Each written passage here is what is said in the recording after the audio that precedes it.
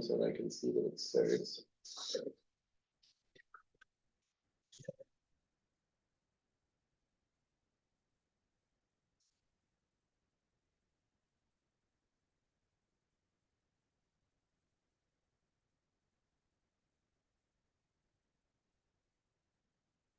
Okay, looks like it's up on that end.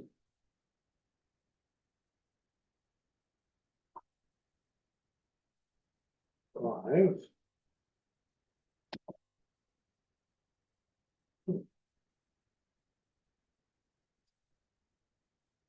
Wow. All right, a little bit of me talking about the meeting running, and it is running. It is? It is good to go. Okay, thank you. It is 7:03. Let's begin. And we'll begin by acknowledging that we are gathered tonight in Mi'kma'ki, the ancestral, present, and future territory of the Mi'kmaq people. Tonight, we gather with the intent followed by the Living Peace and Friendship Treaties, and we do so with respect, cooperation, and in the spirit of coexistence. We'll call the meeting to order and welcome the members of council as well as the CAO that are here in the council chambers tonight. And we have people at home joining us on YouTube. So welcome to you as well.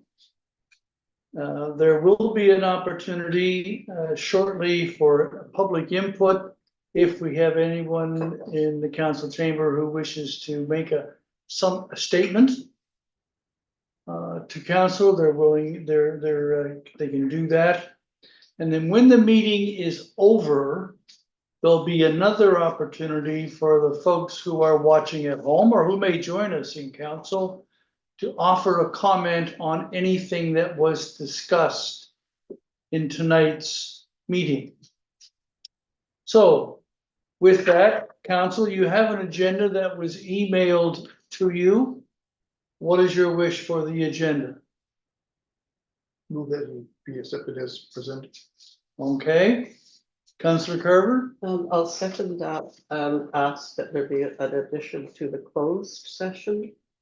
Okay. Under MGA, whatever the number is for personnel.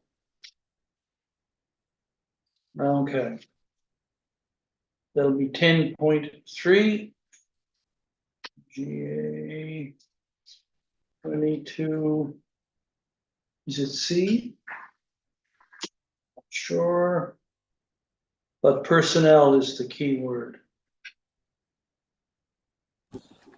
Okay.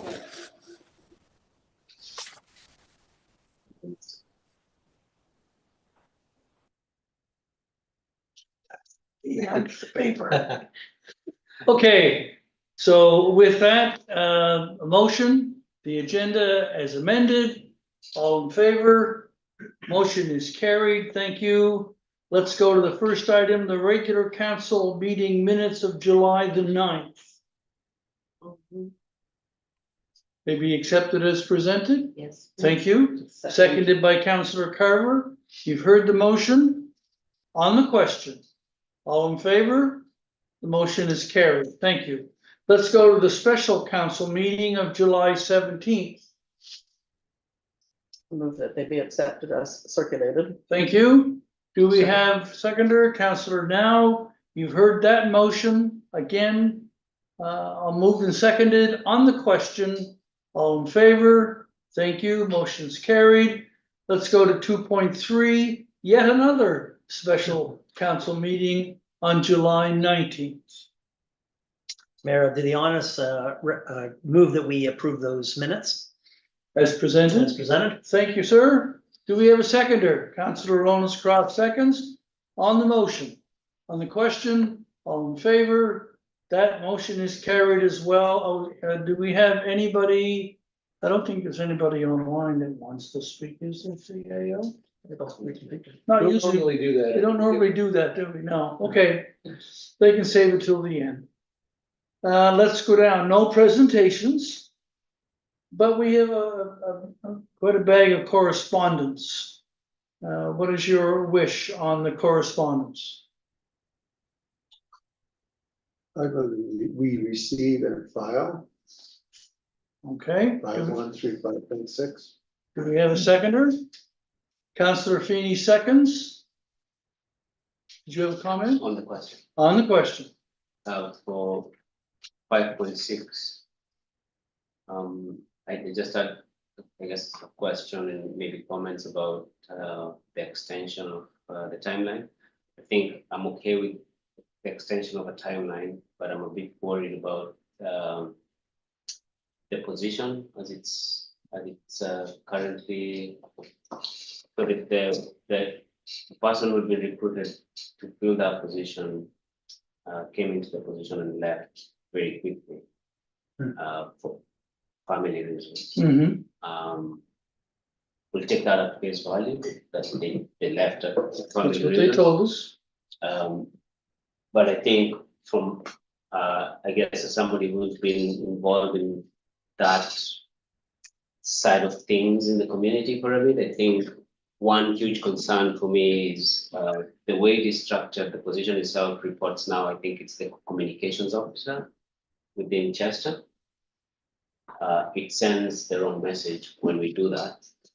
Could you explain it more? So the anti-racism coordinator position reports to the communications officer Versus the CEO. versus the CEO.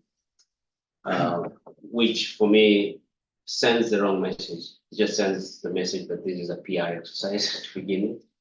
And then secondly, without going too deep, I think there's some fundamental challenges about the way the position is structured and how much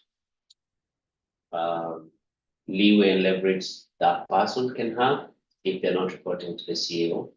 And if they're not having the ability to actually even talk to other CEOs and then councils in the region. So I think that there needs to be more changes than just extending the term of the project, so to speak.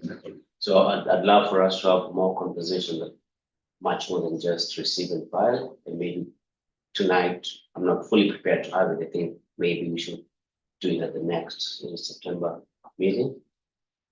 Yeah, I guess I was just gonna respond by saying, first of all, much of this is news to me, of course, but this is not the vehicle for addressing that. I'm not sure how this committee was set up.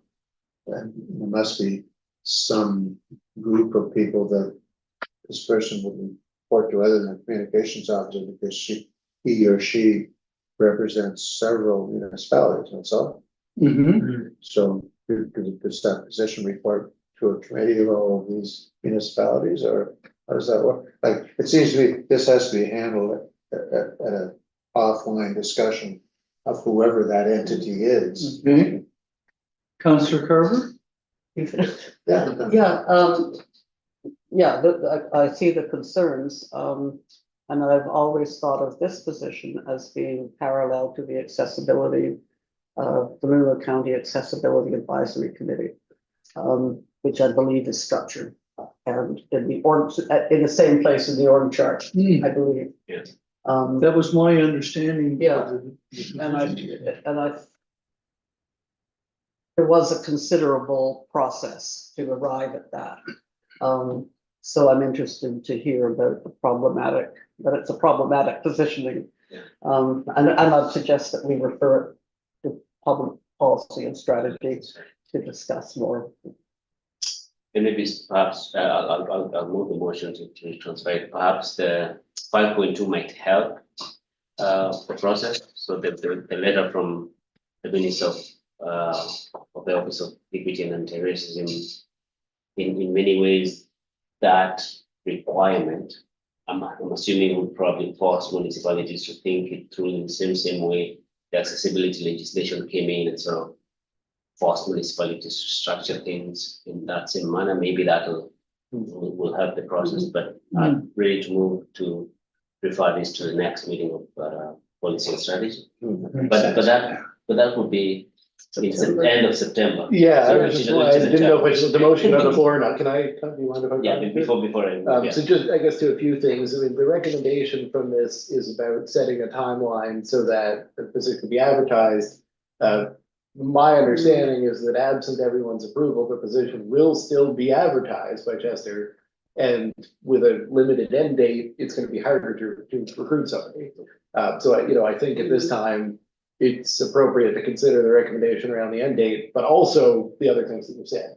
And I know that Eric and I have brought up a number of those things, and I hope they're being heard, but ultimately there's no accountability because it's an entirely staff function at this point. The biggest thing that we've brought up is that when the accessibility coordinator started, she started after there was an adopted plan and an active committee in place. And in this case, we're bringing the coordinator on first. And, I think that the reason why you normally have your coordinator reporting to council, or to the CAO rather, is to give the ability for that person to speak truthfully to the head of the organization about issues that organization may have. And you don't want that filtered to another staff person. And I think in this case, the reason that they don't report to the CAO of Chester is that it's not Chester that needs to hear the message, it's everyone. And the thought was that they would work through the committee. Now, whether that's right or wrong, they can't very well do that when there is no committee. And I do think that was part of the challenge that the current employee who was left was having in the job. He talked to me on a number of occasions, talked to Eric quite often about figuring out when the lay of the land is his responsibility versus the responsibility of representatives who have been, chosen to speak to that. So I think there's a lot of behind the scenes. I think it would be great to see more conversations with elected officials. Unfortunately, the mayor's board and the deputies is kind of the only body that has had that conversation. I'm not sure when they plan to meet again. But yes, as far as policy and strategy goes, if we waited on the extension of term requests, then I think we ought to schedule some other meeting to talk about it before the end of September. But you could also refer all the more significant content to policy and strategy and still action the recommendation around the term if you're comfortable with that. So can we indicate our support for adjusting the end date as noted to hopefully attract a good candidate if it comes to that, but refer the other issue to a policy and strategy meeting for discussion. Fair enough.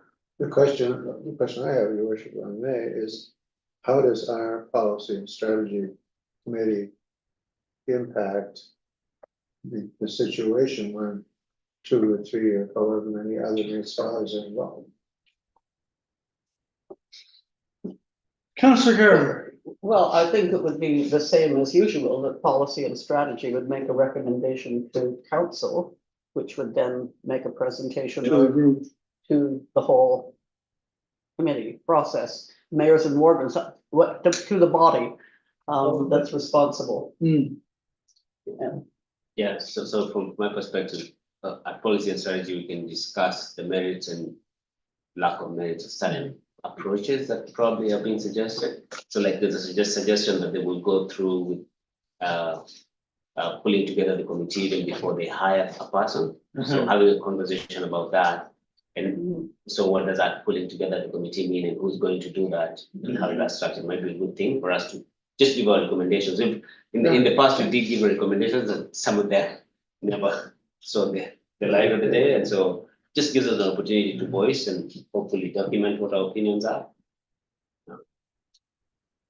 So we said we have 2 issues. Yeah. One would be to send our approval about the end date to the Chester people. Second thing would be refer this issue to the Policy and Strategy Committee for a discussion of how we can reforge the way ahead for that committee in consultation with the other members of the regional group.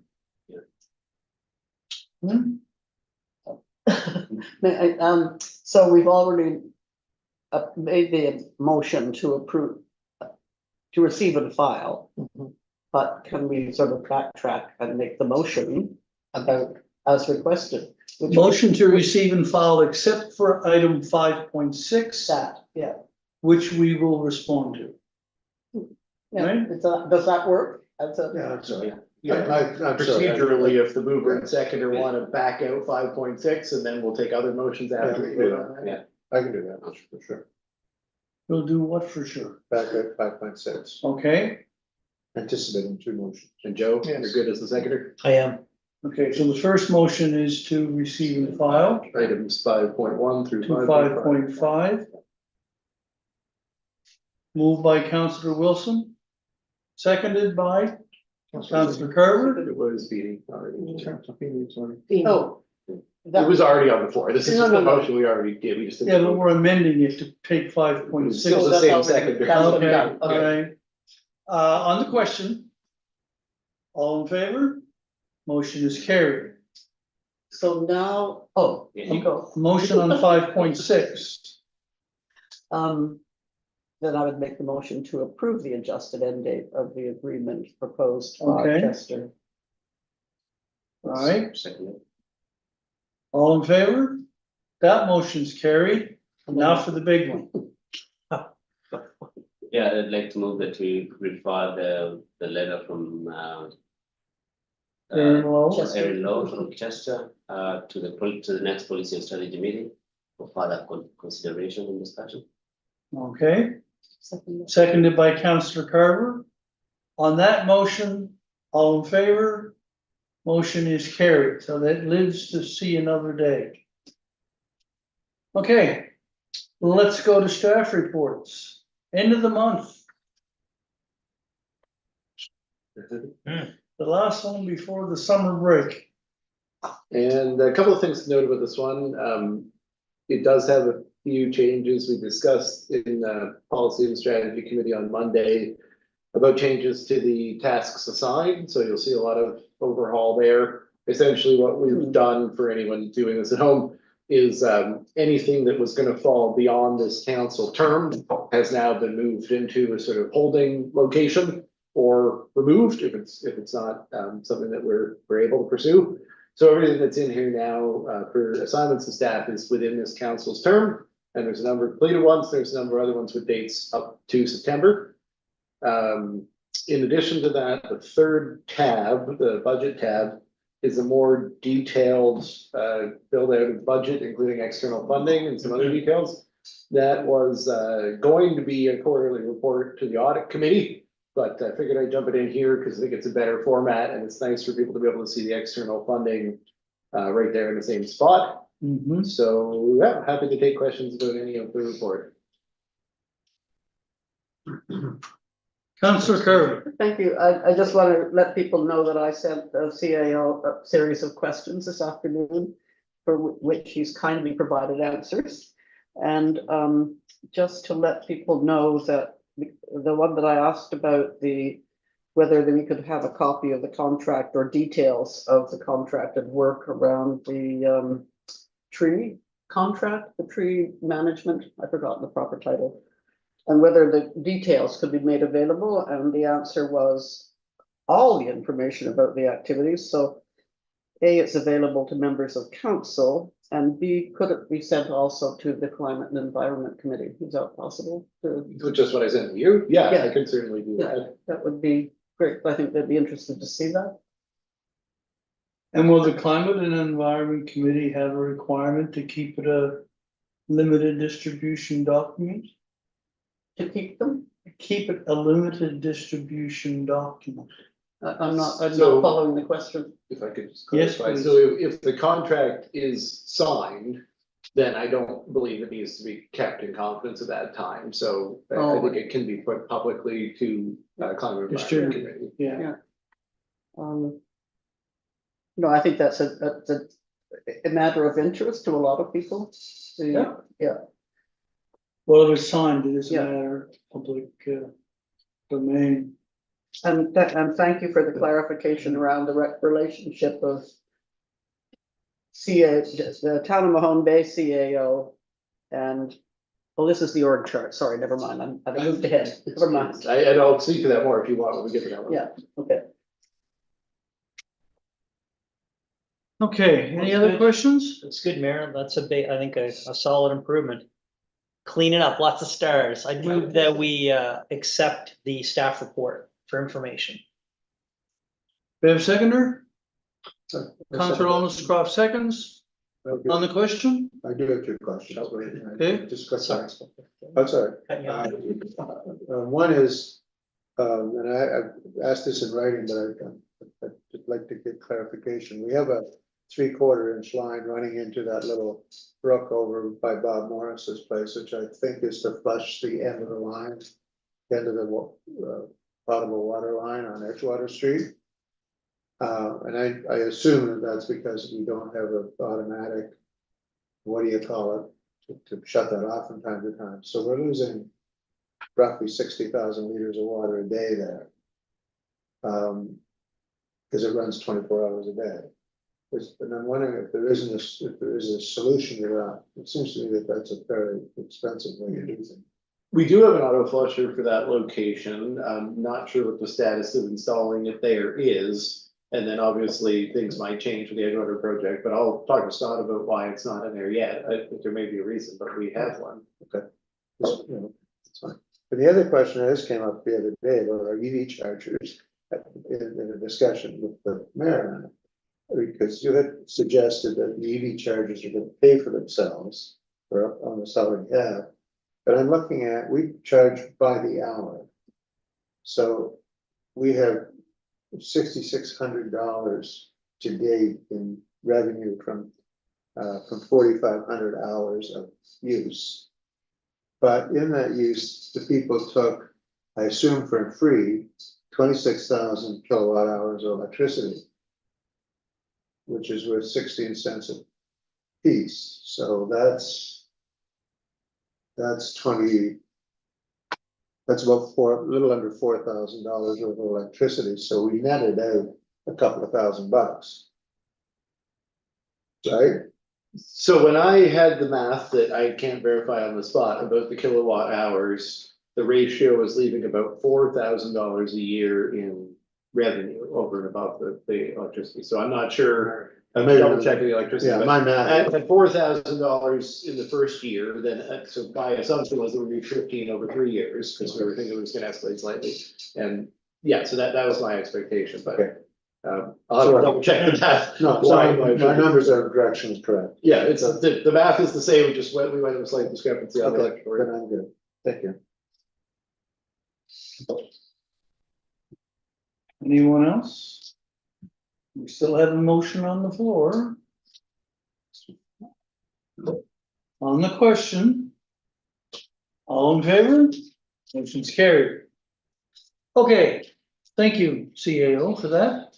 Let's go to 6.2, the 2024-25 business plan. Thank you, Mr. Mayor. So this is kind of old hat at this point. This is the 6th annual business plan, part of the cycle that begins each year with review of the strategic plan, go into budget, complete the budget, publish the business plan for the year. The primary purpose of the business plan is a document for the public to read about what's going on in the town, what our priorities are, how our organization is structured, what the different staff do. It did come about in part because of many questions about what all those people do in there. And I think it's a great document to actually evidence the answer to that question. So there's a bunch of updates for staff carryover and other changes this year, but I'm happy to take any questions.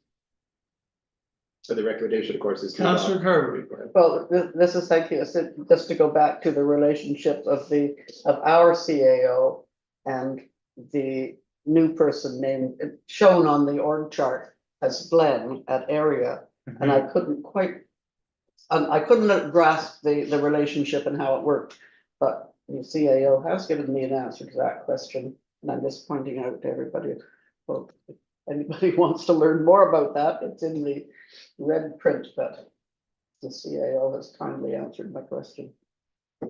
And just a little bit of elaboration for anybody watching along. So essentially, we made an arrangement between Berwick, Mahone Bay, and the Port Electric Commission that we would collectively apply to the province for some funding to set up a utilities director. Would be a shared position between the three. Area as our kind of joint entity handled the funding application, and right now is flowing the money through. So all three of us contribute to Area. The province contributes to Area. That's where Glenn gets paid. Other MIP program activities happen through Area. So the reporting relationship of Glenn is to myself here, Jen as the CAO in Berwick, And then on behalf of the Riverport Commission area, who have a service agreement with the Riverport Commission. But until the duration of the MIP project, Glenn is an employee of area. So it's actually really topical that this question is asked because at our next meeting council, there will likely be a draft intermunicipal service agreement intended to kick in at the end of the MIP project at April 1, 2025, which will transfer Glenn over to being directly employed by the municipal electric utilities. And that's kind of been the expectation for how Glenn's employment will continue beyond the end of that project. So that'll be something that we'll be talking about a bit more, I'm sure. And the municipal electric group will manage what? So Glenn will essentially always remain a three-way split position with accountabilities to each of the three entities, Mahone Bay, Berwick Electric Commission, and the Riverport Electric Light Commission. In which organization is his position located and being paid from? That will all be put in the IMSA. Ah, okay. Working out the details now. Councillor Carver. Thank you. So why isn't Andy Kadish in that arrangement? It's a good question. When we discussed this, they didn't at the time feel that it was their priority, that they have a major project modernization going on. And their outgoing CAO at the time, Jeff, didn't feel that anyone should get in on the provincial funding application. Ultimately, this is a trial of how effective Glenn can be splitting his time between the three organizations. So I think the three of us would be a bit leery based on our experience so far to extend that service to Antigonish. However, we are doing so on sort of a case by case basis. So for example, Glenn is going to take the lead on regulatory filings with the NSU-ARB for Mahone Bay, Berwick, and Riverport, and very likely can turn around and recoup some of his time from Antigonish, so compensating us for time spent on something that will benefit them as well. So that's kind of, we'll talk more about it with the IMSA, but that's the intended structure. Great. And does he have a role in managing the staff in Berwick as well as here in Mahone Bay? Yeah, he would be the director of staff for all three units, and it just happens that our LC and Mahone Bay, of course, have the same operational staff. Any other questions?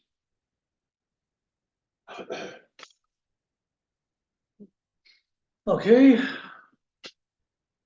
So the recommendation was to adopt the 2024-25 business plan. Councillor Carver moved, Councillor Wilson seconds. On the question, all in favor? Motion is carried. And the 2024-25 business plan will be posted on the town website? Yep. Now that it's been approved. So if people can go in and have a look at it. All right. 6.3, Council Remuneration Review Committee follow-up.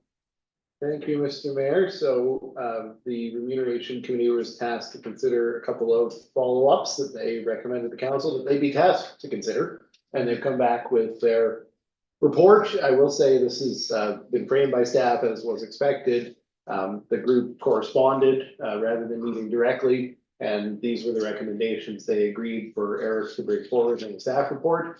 That's what's happened here. That was essentially based on the time frame. If you'll recall, they only had the past couple of weeks to do this. So there's two recommendations that are presented. Happy to answer any questions. Deputy Mayor. I appreciate the work of the committee. If we made a decision that was outside what has been recommended here, what are the ramifications? I mean, there certainly aren't any. Council established a committee on an elected basis to receive advice from the community. So you've received it, and it's certainly council's discretion to have to do what you will. Yeah, on that basis, I guess just the bottom line for me is that if we want to attract a diversity of candidates to fill municipal positions, we need to really look at the remuneration. We need to adjust it. I think it is currently low. I know it's a struggle for a small town, but if we want a diversity of folks at the table, that's part of the change. The structure in which that change has been designed in this recommendation doesn't really make a lot of sense to me.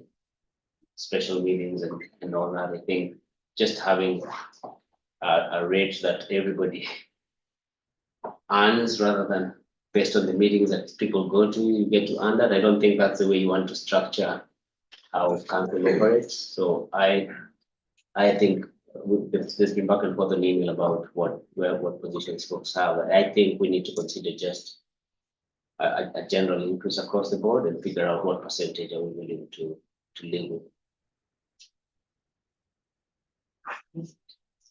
Anyone else have a comment? Yeah, I'll comment. No, go, you go. Okay, a couple of points. Historically, I guess this council took some pride in the notion that we didn't do things the way other councils did.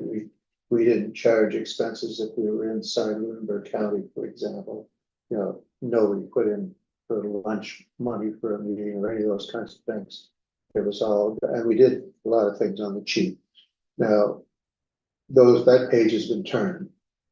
But I don't think it's turned enough to get into all of these little pieces of remuneration here, there, and everywhere that requires someone to keep track of them. My first thought when I saw the recommendations, oh my God, we're gonna have to hire a finance clerk. You know, which means an office expansion. So I am dead set against this piecemeal approach. I am okay with an increase. Councilor Carver, I think, suggested 40% in the email, and you suggested. I didn't amount, I just agreed with the recommendations. I don't know what the number is, but I'm happy with a number, and I'm happy if it's. I don't mind if it's higher rather than lower, but I think it should just be cut and dry. Okay. Councillor Carver. I agree with the comments that have been made so far, that having meeting pay and the bits and pieces is just too complicated, and nickel and diming it doesn't seem right. But an increase across the board does make sense to me, to put us in to make it more equitable with our neighboring municipalities, all of which are have considerably higher remuneration than we do. And the bylaw, or the policy rather, it implies that by having asked a committee to review the remuneration, it begins by saying, if it is council's determination that the annual remuneration rate should be reviewed to increase more than the Nova Scotia's annual consumer price index. It was somehow, although it wasn't expressly outlined at the time when we had the committee appointed, the assumption behind appointing the committee is because council feels there should be an increase. So on some level, that was implied by setting up the committee. I would certainly be in favor of it across the board increase of some percentage. I'm thinking. When I read it, what struck me was we hired a consultant who looked at the salary structures of towns in the county and then extrapolated those to the salaries that we pay in Mahone Bay. Could we have a similar formulaic arrangement to compare the council salaries in Lunenburg, Bridgewater, Chester, and the county, average it and correlate it to town and make changes to come into line with that? Councillor Feeney. Just a couple thoughts. So, I mean, the heritage of this conversation comes from Mahone Bay being a small town, and the relativity of the remuneration for councils really was largely correlated to the town size. So not surprisingly, you know, Bridgewater's remuneration, Halifax's remuneration was dwarfed that of smaller towns. What What's occurred, however, is the complexity of our particular basket of assets, including solar gardens and wind farms and electrical utilities and water utilities. Really, the effort on providing stewardship for those things is as high as your day-to-day core town council, town general functions. So when we're comparing these towns, like we're not necessarily comparing the same basket of work because the towns have various levels of complexity. So we're a small town, but we have a high degree of complexity. Respecting the hard work and effort of the committee, I do think they make some points that deserve some consideration around the dependent care support. What I like about this recommendation is it does put caps in place so that people can know that there's some support, recognizing that if we want people to be able to participate, there are costs of doing that. And my thinking has changed on this. And when we talked about this at length 6 or 7 or 8 years ago, I was. At the time, I wasn't there with this item, but I do think its time has come. So I think we should strongly consider the second policy. Now that's probably not going to be something, it's really going to benefit very specific people, but having a cap kind of, I think addresses the underlying concerns. Specifically on the meeting pay, like that has proven to not be successful. And the history behind the per meeting pay has been rife with problems. And most of the organizations that are associated with municipal government, for example, including the PVSC, we would have departed from that practice for those very reasons. It lends itself to unusual behavior. So some could say, and the committee does a great job of doing this, saying, look at all the meetings that these folks are going to. Some accommodation should be made. That's fair. Another way to look at it was, do you really need to be having all these meetings? So I think what we're trying to do is kind of thread the needle to some degree here. And I think we should make a decision. We should make a decision because it's been many years since the last decision's been made. And if we don't make a decision, I would suggest this evening, then the window to make a rational decision will end. Because I believe the nominations for the next council meeting is on the September 10th, the next term. So I think providing potential candidates with some roadmap on what the remuneration and its limits would be a wise thing to do. I think cutting to the chase of the story, if we don't have any agreement around the meeting pay, and I think that's where we are, then we should pick a percentage and try to find some alignment at the council this evening. Deputy Mayor. Yeah, so I'd forgotten to add the dependent care support. I think that's a huge piece, especially if we're going to attract folks who have kids. Mhm. That would be a huge piece. So the question I think I have, if we're going to do percentage increment and do that, are we comfortable doing both? Both, as in doing a percentage increment, but also putting that dependent care support with that maximum of 2,000. Councillor Wilson? Well, yeah, I think it's, the dependent care piece is totally independent of your salary. Okay. Presumably, Yes. whatever money you're getting is going straight back out again. to Yeah. pay where you have to pay. Yeah. So I would be willing to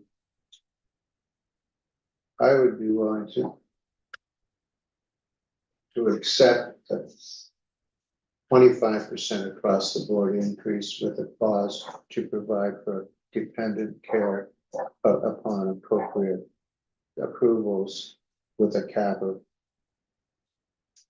$3,000 a year. That is a motion, your worship. That is a motion? Yes.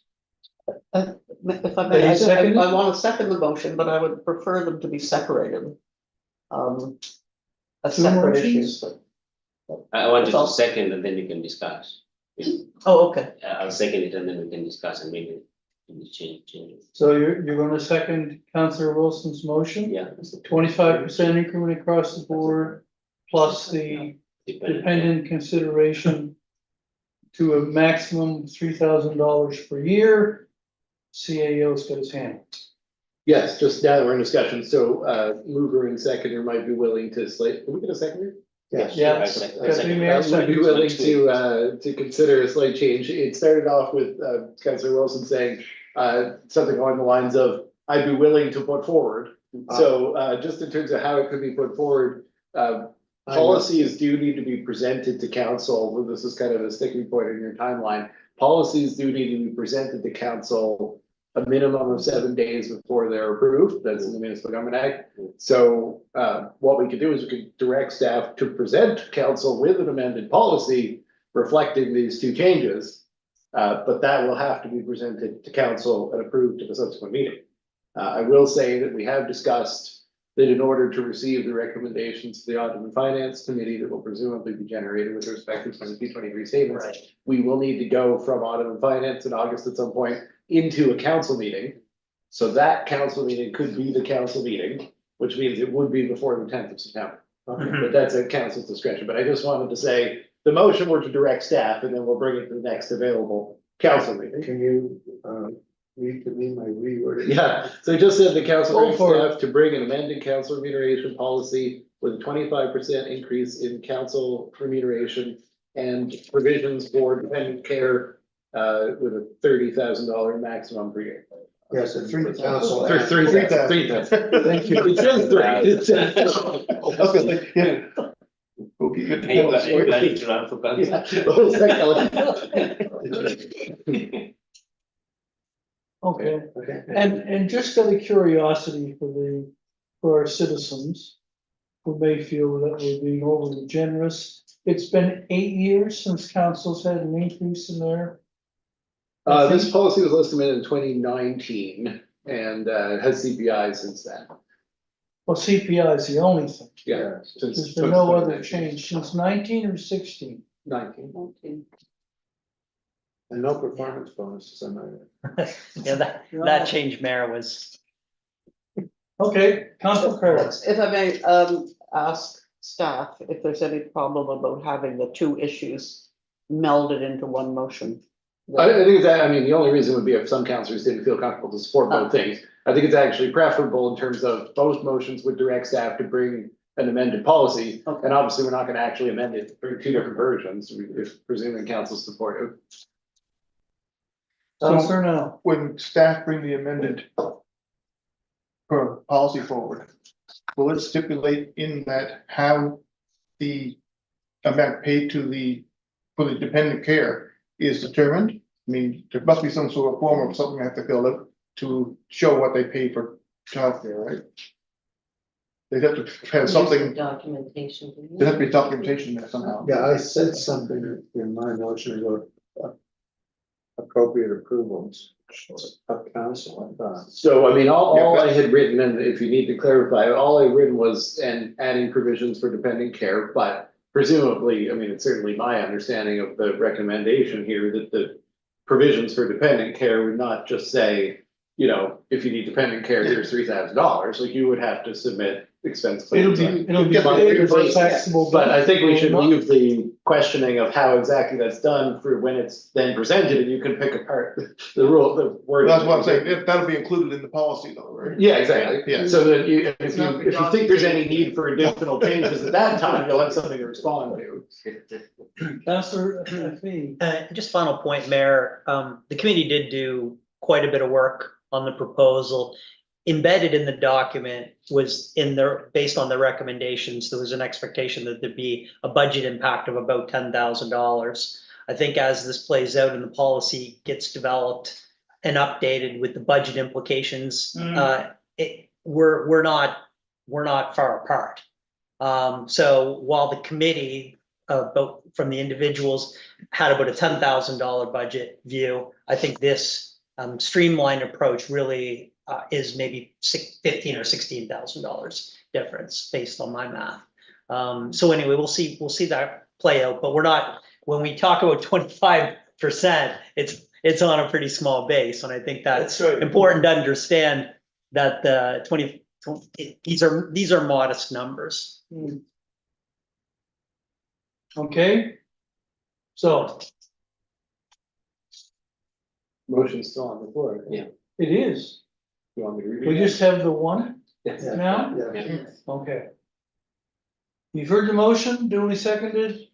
On the question, all in favor? Motion's carried. Okay, let's go to election 2024 update. Sounds like Walter Cronkite should be sitting at the desk with his typewriter, right? Don't probably isn't an exciting enough update for Mr. Cronkite, but we did want to give an update as we have been doing periodically, so there have been a couple of steps that have been undertaken and a couple that are coming up in the immediate future, but you guys have all read the report, so if anyone, it's just for information, so if anyone has any questions on the report, I'm happy to take them.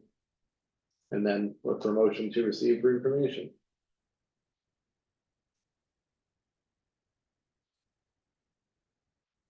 I'm happy to make the report, make the motion to receive the election 2024 update for information.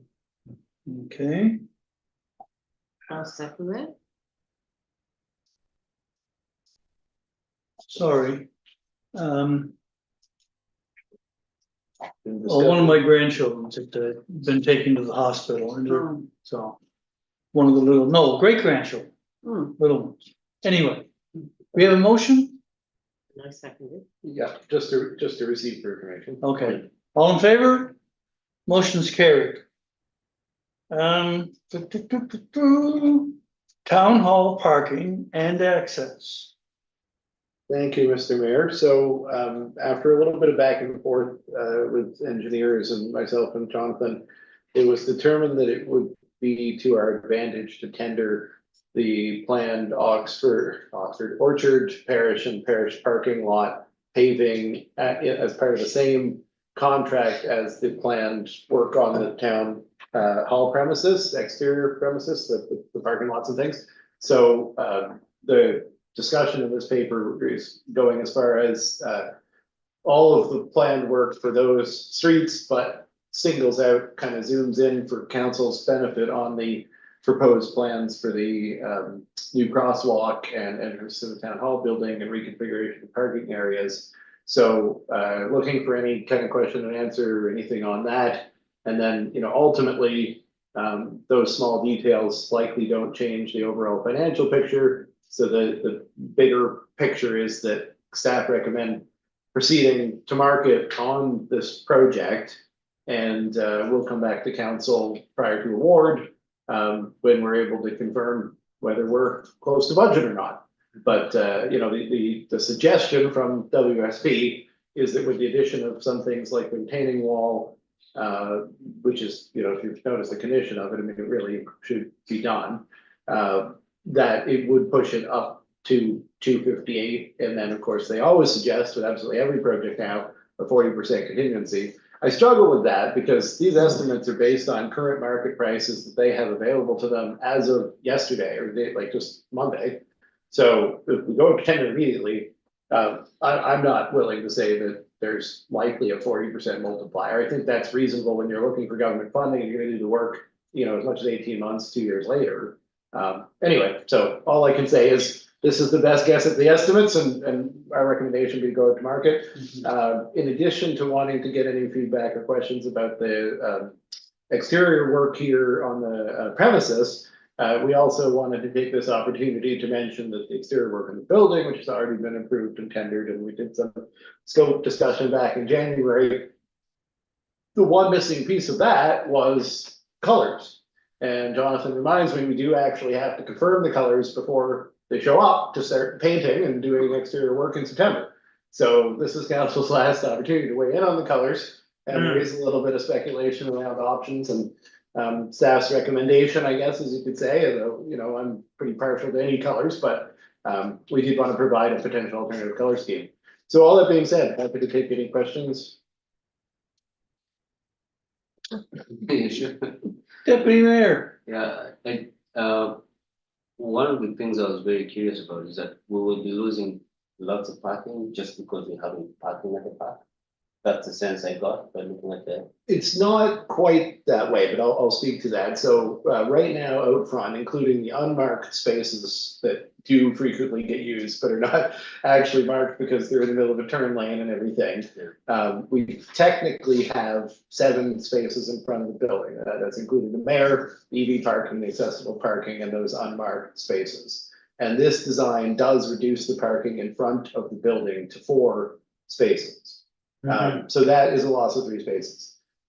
In the reconfiguration of the Aberdeen parking lot, by extending the retaining wall, we gain an equivalent amount of spaces. So there's no loss of parking spaces within the town hall property. There's a gain of 10 spaces in the back lot. But the main difference would be that the 4 locations out front would actually be marked as for town hall customers, for users of the town hall building. And the parking on Aberdeen would be signed as public, with then public parking signage indicating from Orchard that you could access that public parking area. And then the parking out back would be for council and staff only. So that's the thought. So there's no net loss of parking, just a reconfiguration. We didn't recommend extending the retaining wall just to gain 3 parking spaces, though. The biggest reason is the safety issues of people, because we would be removing the turn loop, which people love to whip around through. And because we've now set up Orchard Street as not allowing easy access out Cherry Lane, what we tend to have happen is people using our parking lot as a street. Right. And, you know, we would like to have dedicated public parking, but the last thing we want is for that to be essentially in the middle of the street that people are whipping through. So that's the recommendation around the wall. It serves 2 functions. It does get more parking, but it also prevents people from using the town hall parking lot as a street. So this will no longer be a throughway. That's the thought, yeah. It would only be, this would be an entrance for VHS in the town hall, but it would no longer be an So- access to Aberdeen. And, oh, just for EHS. But, well, so if I have accessibility issues, mobility issues, and I need to get down to the first floor.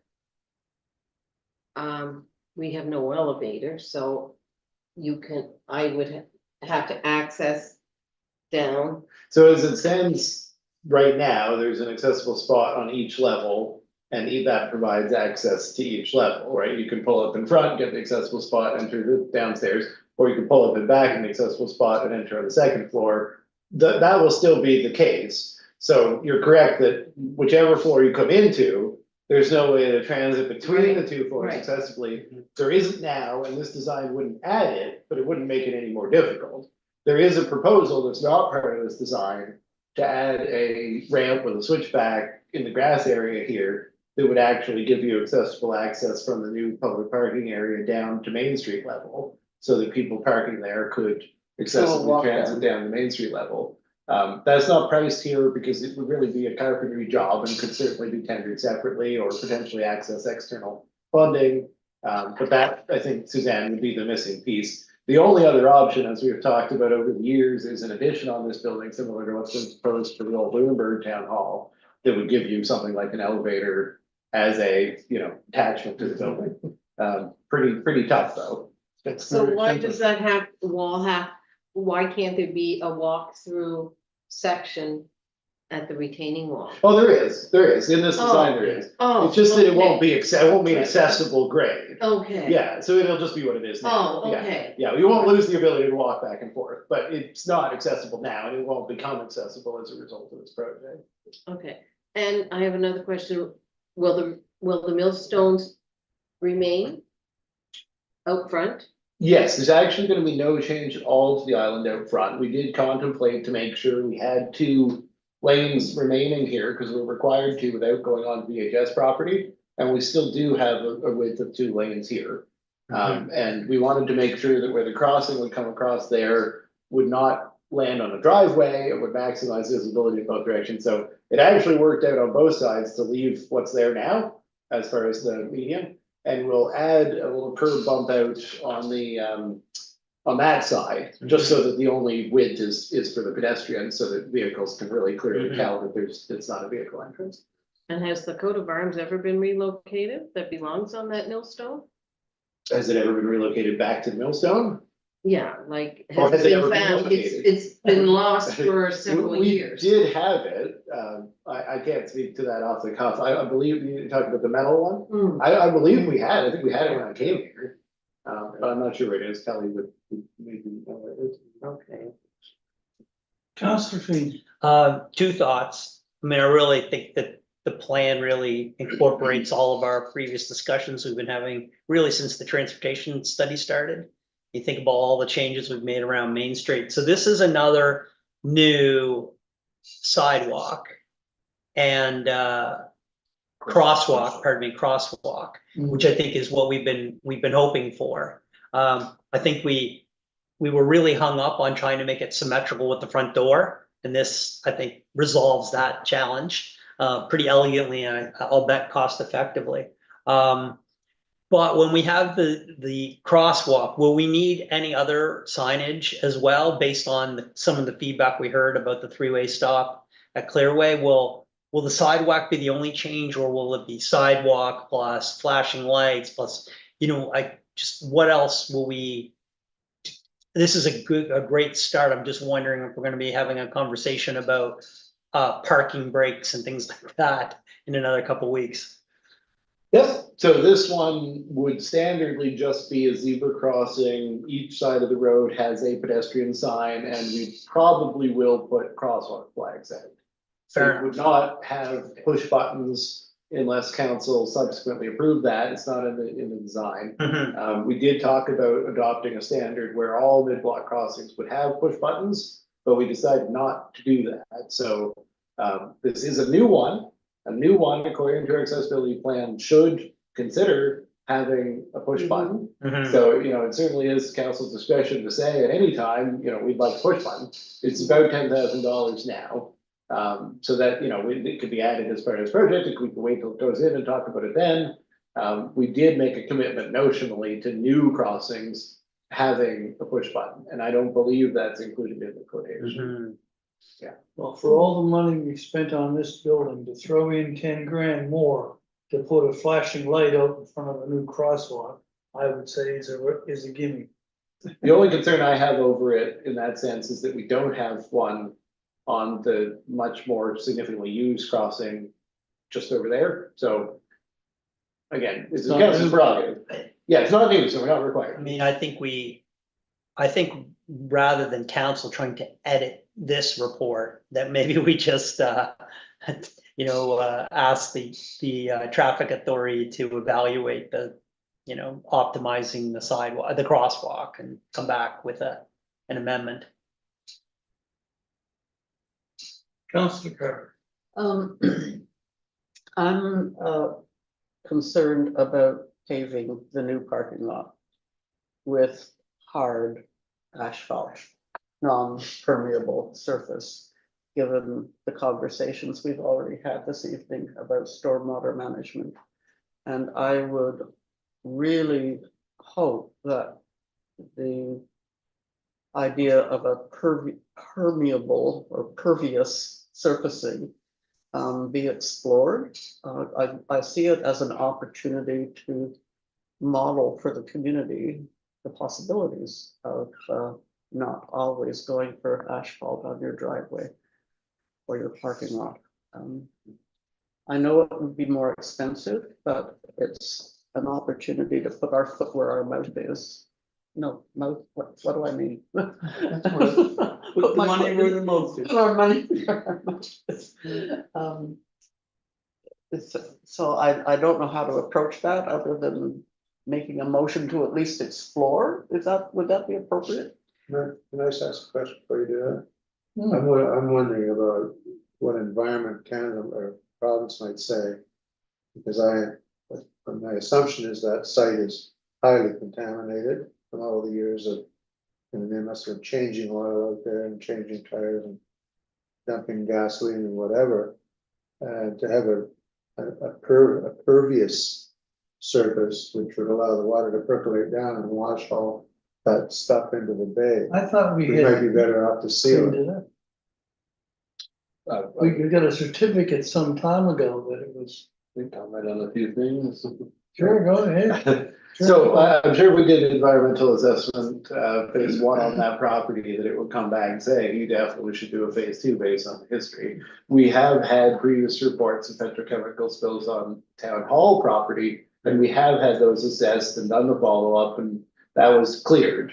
But I'm not sure how much we've really dug in, pardon the pun, to that lot, and I would be a bit hesitant to do so. That being said, typically, when a previous storage site, like a gas station or tank farm, is turned over to just a vacant lot to let it stay fallow, it's usually not paved, it's usually is gravel. So I doubt there'd be a real concern on that basis. What was planned was, it's fairly reflected on the drawing, but if we do a bit better, is for the back part of the lot to actually grade, like from the middle of the lot, there's kind of a high point, to grade that to the back corner and have a rain garden in the back corner. So that was the thought in terms of like permeable, we were gonna grade it that way, so it would flow into an area that was intended to be a rain garden in the back corner.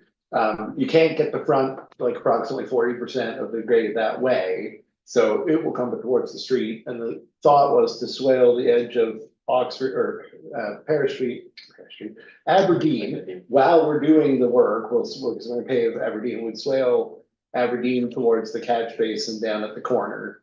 There's a corner on the corner of Oxford Orchard. Why do I keep doing that? There's a catch basin, so 60% of the runoff of the parking lot should go to the back corner, 40% should come out and then hit that swale and be carried down towards the catch basin on Orchard. So that was the plan. That being said, we actually have two parking lots in this, with the parish lot that's on the same tender. So, you know, asking for optional pricing for permeable pavement is probably an option. And we just, you know, see if it's different price and council can consider it.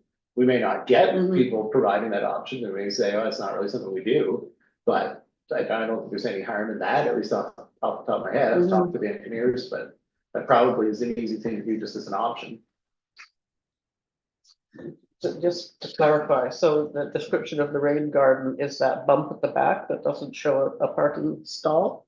Yes, yeah, so it's not the part that's the bump, it's the gray, it's the part that's shown as. Oh, where the This is tree labeled is. existing gravel pad, but the plan was to remove the gravel and plant in that Oh, corner I see. Okay. where the tree is. What's the bump at the back with no? parking? Yeah, it's a little bigger than it's really supposed to look. Essentially, with the way this is configured, if you do the, like, look at where the number 9 is, if you were to pull out there of that spot, if you backed out and you Oh. needed to pull out and then turn, you need a turning area. So that's what that's intended. I think it's a little more pavement. We would only put down as much as we needed to, because the thought was to use the back for plantings. So, okay, so. Still go with the pavement and do the drainage using the rain garden. That was the original thought. And then get a price comparison on the permeable surfacing. I mean, I don't see any harm in that. Yeah. I'll send an email with WSDC's harm in that, because Yeah, I'm just curious, when we're thinking about the permeable surface, what would you have in mind? Well, gravel is permeable surface, paving stones, I'm not sure what other ones are, maybe other ones. Different price points, I'm sure, but certainly more expensive. What I've always struggled with is actually practicality. It has more maintenance over the years than you just paving it, and if you're Yeah, like. yeah. All factors to be considered here. yeah, my assumption was that we would be, and WSP would have to scope this, is we would be asking for permeable pavement itself. You know, usually it's kind of like a concrete asphalt mix, but it just allows for permeation of water through it. I agree with you, it doesn't last as long, but it's very limited use in a parking lot. Councillor Feeney. Will there be curb on Aberdeen, Dylan, with this plan? Or just paving? We're just talking about paving on Aberdeen, yeah, and then we did expect that from the end of the parking area through to Cherry would become one way. Because if people are parking there, it's quite challenging to have two-way traffic flow. So it's just that little tiny stretch. So you're gonna go one way down this way, It would be one way coming this way. from Cherry Lane down. Yeah. Oh, yeah? Oh, this way. Oh, this from way. Cherry Lane. Oh, okay. Well, because it wouldn't make much sense to have people go up Cherry Lane that have to go all the way around by the Irving. Yeah. To get out. Maybe, well, That's why I asked her to show it on the map. sorry, yes, Jonathan went over this with WSP. I can't actually remember which way, but it was definitely, it's not a two-way. There's not enough room for two-way, and there's a blind corner on the building that's there. Yeah. And Dylan, the timing, this is something that's gonna happen this fall? Yeah, this would go out to tender in the next 2 weeks. Yeah. Well, that's a big improvement. But as it stands, actually, this will end up going up to tender at the same time as the Fairmont Pine Grove Stormwater Project, so. Bidders will have the opportunity to coordinate whether they wish to bid on both and coordinate their timelines. That is how we thought we could maximize the value for both, so that's the thought, yeah. So the two big projects that are going to construction this fall, other than the 4 facilities projects. It, Deputy I Mayor, don't mind to digress a little bit, but now that you mentioned the. digress away. Well, it's the last chance to ask about it now. Yeah, so when that will be done, will there be a culvert that runs, from the. On the edge of the field to catch all that, or will you leave it as an open system? It definitely needs to be open top to catch field drainage. But WSP is just currently finishing their analysis of whether there's a standing water issue and if that needs to be addressed. I do believe that what would actually have to happen is you'd have to build up the opposite side from the field. Yeah. In order to be able to get the proper functioning of the ditch. There is a drainage issue. No, I've talked a little bit with Mr. Mary about that, and we did do some geotechnical testing in the ditch in order to inform the possible intervention in the ditch. Yeah, But I don't currently know what they're expecting. Councillor Wilson, We don't have a motion yet, do we? don't think. Councillor Carter. Gonna make a motion? No, I was gonna ask a question about the suggestions in here. Go Go ahead. ahead, okay. What are we gonna do about the color? Is that part of all of this?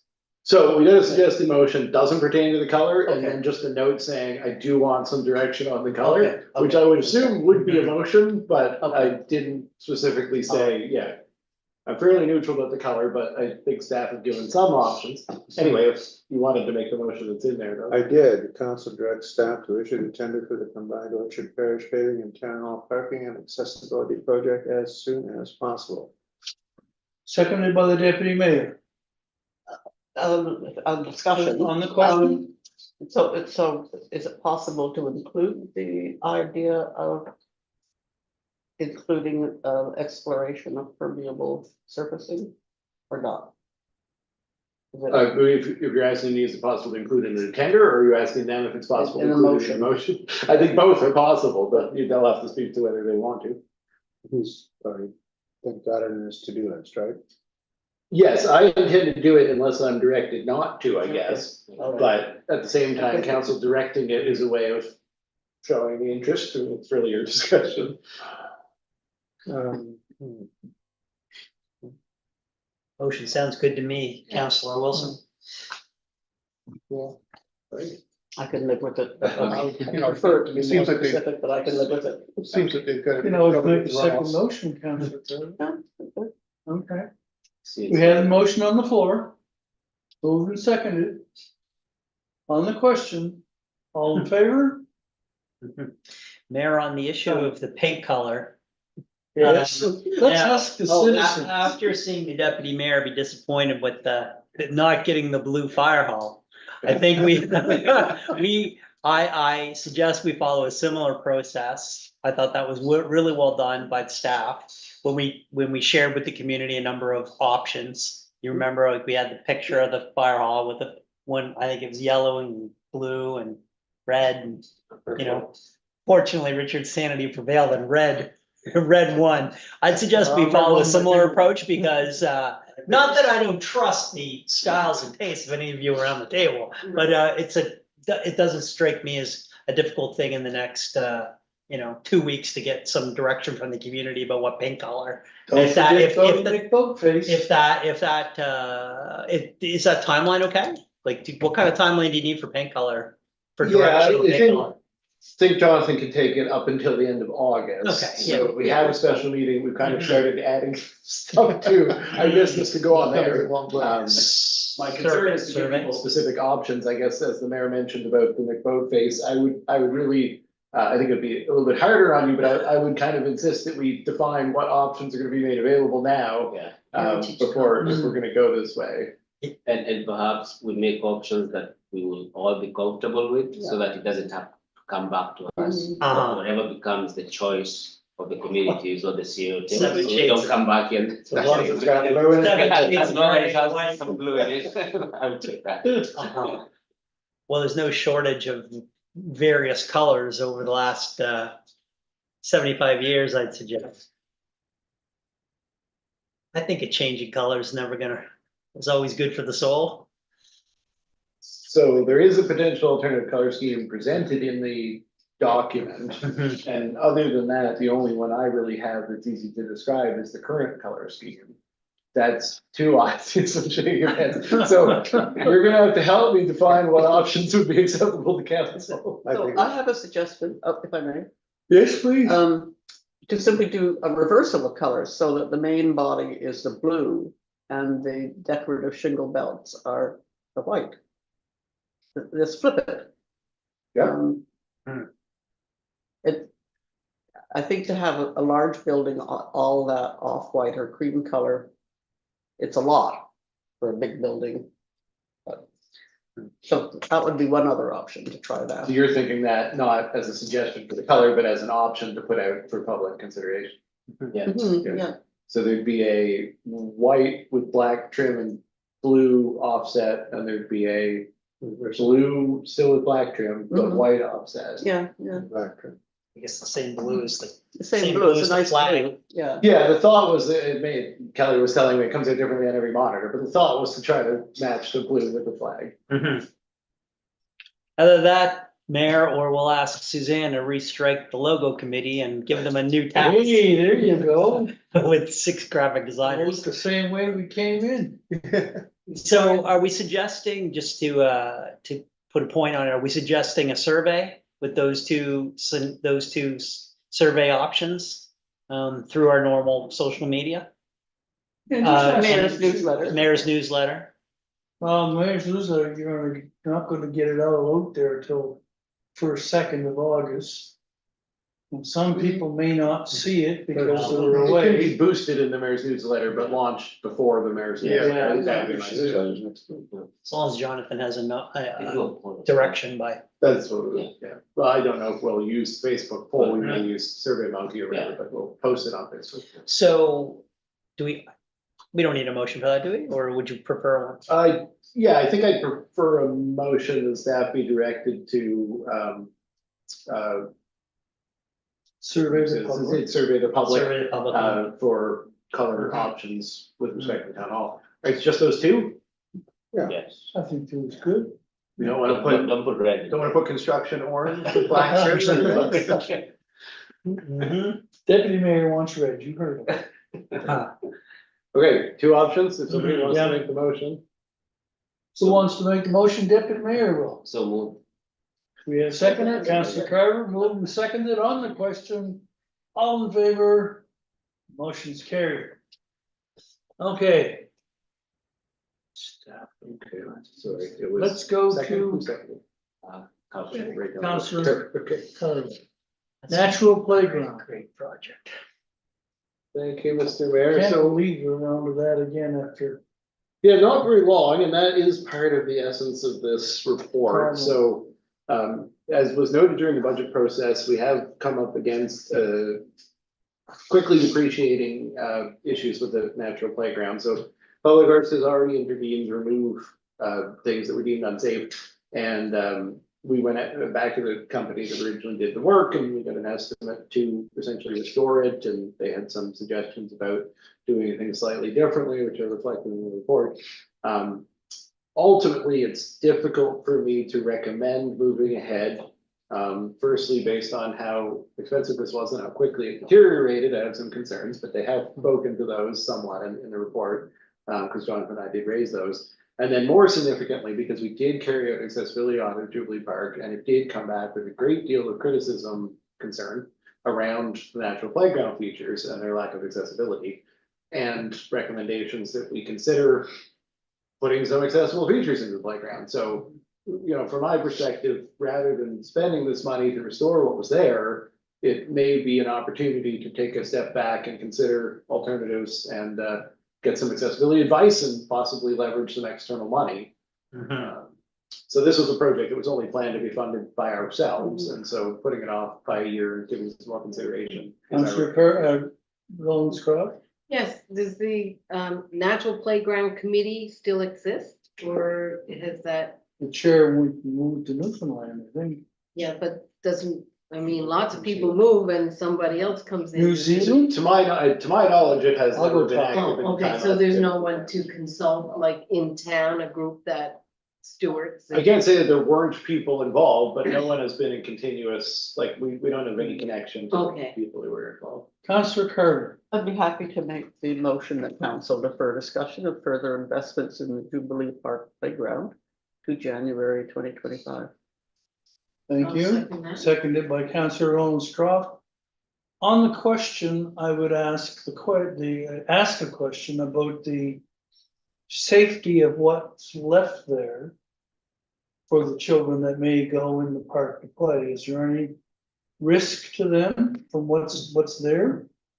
No, I mean, Public Works inspects weekly. They do feel that if we don't approve this, there are a couple other things that they'll do. Okay, But they have done everything they felt was immediately necessary for safety. There's just a couple of pieces that are still, like, they're just degrading fairly quickly, and so they'd like to get ahead of, even if it's not a hazard right now, you know, it could become one. But that's just the other maintenance budgets. That let's won't be a put some substantial. priority on that. You have a question? Not a question, just some observance. Just to get my 5 cents worth in there. I don't think that the natural playground has been getting the use that they thought it would get. I go by there a lot and I would always check, and 9 times out of 10, the kids are playing on the Tiny front Tot. playground, the Tiny Tots playground, not the natural. Yeah. So if we're gonna spend money on that, I would rather see us put more accessible stuff in on the Tiny Tots and So- and expand the thing out rather than put more money into the natural part of it, which we see how it deteriorates. Okay. Councillor Wilson? I tend to agree. Yeah. Deputy Mayor? I'm saying that's a problem for future. Council? I'll ask my neighbors with their small child. Yeah, I'm interested in that observation. but, yeah. I would definitely support his observation. I'm the same way. In the summertime in particular, I've made notes different, just, you know, is it only because I'm walking by here on a Tuesday, or is it Mhm. only in the morning, or only, but fairly consistently? It doesn't get When my used. grandchildren are home, they use the playground quite a bit. They always take at least a trip down daily, so that. I have not yet seen them use the. Only the tiny natural. tot in, yeah. Oh, I think it's more age related. Yeah. The older children like equipment and whatnot, but the younger children like the natural exploring in, you know, the little treed area and the big sand area and whatnot, and the climbing wall. Climbing wall is pretty fun.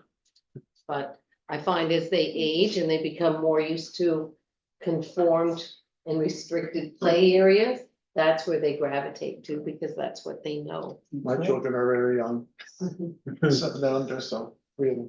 I would assert actually generally that our playground doesn't have very much for the youngest age categories. Mm. And my son's reviewed quite a lot of playgrounds and he's quick to point out if it's for bigger kids or littler kids, he being a littler kid. And you know, there's no ramp entrance to the play structure, for example. You actually have to climb up a ladder to enter the play structure. So just lots of stuff to consider for a future council. That's what I'm saying, you know, Mhm. I think that's a better use of our money. So we voted, We haven't voted. we haven't voted on this. So we've got the motion on the floor. Council defer discussion till later in after January 2025. All in favor? Motion's carried. Let's go to the next piece, the Housing Accelerator Fund. Thank you, Mr. Mayor. So Housing Accelerator Fund's back around with a severely reduced amount of money and different criteria. But presumably we would like to take another crack at it. They're being fairly clear, as I think they should have been last time, that the program is not really intended to fund infrastructure expansion. And given that Chester did get funding and some of the things included in our application were actually cross-listed with Chester because we contract their staff. So if it spoke to like building code stuff or any of that, they're already working on that. So what Eric would recommend doing was, suggested here, and we're just saying this report's for information, is that he will bring a report to council meeting in September. However, I did want him to flag this to you now in this report because the September 10th council meeting is only 3 days before the cutoff for application. So if you have feedback in general, he can certainly receive it in the meantime. And what we're looking at is a limited scope potential application focusing on strategy development or capacity building, and then presumably the town's specific piece of property on properties on Hawthorne and Kinburn and potential development of those properties. So not to steal the thunder, Eric will give you a more detailed report, but that's the sort of stuff. And if you have comments, then, it would be great to get them ahead of September 10th so that we're not missing the deadline to apply. Because surely there's something we'd like some money, it's good, worth putting in. Councillor Garber. Where do we stand right now on the fee schedules? Because there was the motion and direction to staff to explore the possibility of removing or reducing the fees. Yeah, I think it ended up being something we said we'd refer to the fees policy, and the fees Right. policy got parked in the policies to be prioritized by the incoming council. Oh, here, So I'm aware of it, but it could easily be lost in that way. yeah, Yeah. so is there a way of bringing it forward in order to fit with the time schedule for the application? Well, I think it's just a question of, if we apply to develop a strategy, then the development of the strategy will certainly push consideration of those type of points. So like I mentioned, Eric, let's reference somewhere in the application that we could explore alternative fee schedules. And then, if we get it approved, that would provoke the council of the day to consider that. But yeah, I guess because we don't have direction around, like in terms of like, we were gonna explore it, so we explore it with the new council, but it would be their prerogative if it's something that they wanted to actually do, or at least that'd be my take. And we don't have enough information now to action it. I don't think so. I think we went over this in terms of like policy and strategy in the remaining meetings, and I just don't think we do. With the potential of working with what the funding that CMHC is providing to do work with the cooperative, with the potential of having something sort of a concrete potential project lend itself well to an application like this and working with the cooperative on it? Yeah, I mean, I think that we're moving, the way they've changed the program, we're moving more towards saying we're in the midst of completing phase 2 environmental geotech and topographical surveying. The next step would be to actually develop, tender, it's like, how are we actually going out to construction on these different parts of this land? So surely there's a lot of different costs with lawyers and engineers and things, and, so that could all be covered. We could just find a way to broadly lay out and put a price on and say, in order to get this into the hands of someone who would develop it, or several someones, then there's money that would be needed to apply to that. Mayor, just two thoughts. I noticed today coincidentally that now I believe there are 6 or maybe even 7 lots on Hawthorne Hill that are for sale. With so there's quite a bit of volume up there that's for sale. And of course, we understand from the community presentation and Nick's package 2 months ago that there's reticence about the ability of the water table to be able to handle that development. I'm wondering about in a situation like the housing accelerator, if there's an opportunity to get, would a study, a hydrology study, would that qualify? Is that something we could notionally fund through that program? And the other item was the town's land that's landlocked in behind the property that fronts on Fobo Road. But it's in behind the two houses that were built there. Historically, the town still owns. Is there any way that the planning associated with linking up egress from Hawthorne Hill onto Fobo, but by doing so could unlock that land for, non-market based housing options? I mean, I'm wondering if those are the types of things that could be funded in a program like this. I think so, and I made some notes to get Eric to look at those specific thoughts. Just a reference to the piece of property that the town owns, though, we got as through our subdivision bylaw, technically two pieces, I guess, of property on Hawthorne. One is a roads reserve specifically for the expansion of the road. It even had a name in the old plans, it's called Wishful Way. It's in the old documents. And then we got a piece that was our parkland recreational land compensation on the open space compensation. They're both contiguous. They're in the bottom corner, but if you see the town lot, like it's a combination of a street parcel and a recreational parcel. Just for good information. Okay, thanks, Dylan. That sounds promising, that program.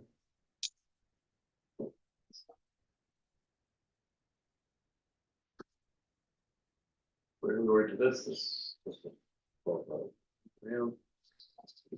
Oh, no, that one wouldn't be us. I can tell you who belongs to us. What is your? Susie, okay. We own these two pieces over here. One's a road that doesn't exist and the other is just a piece of land. Yeah, that's probably owned, I can tell you who owns it, but not I. So we're down to the motion.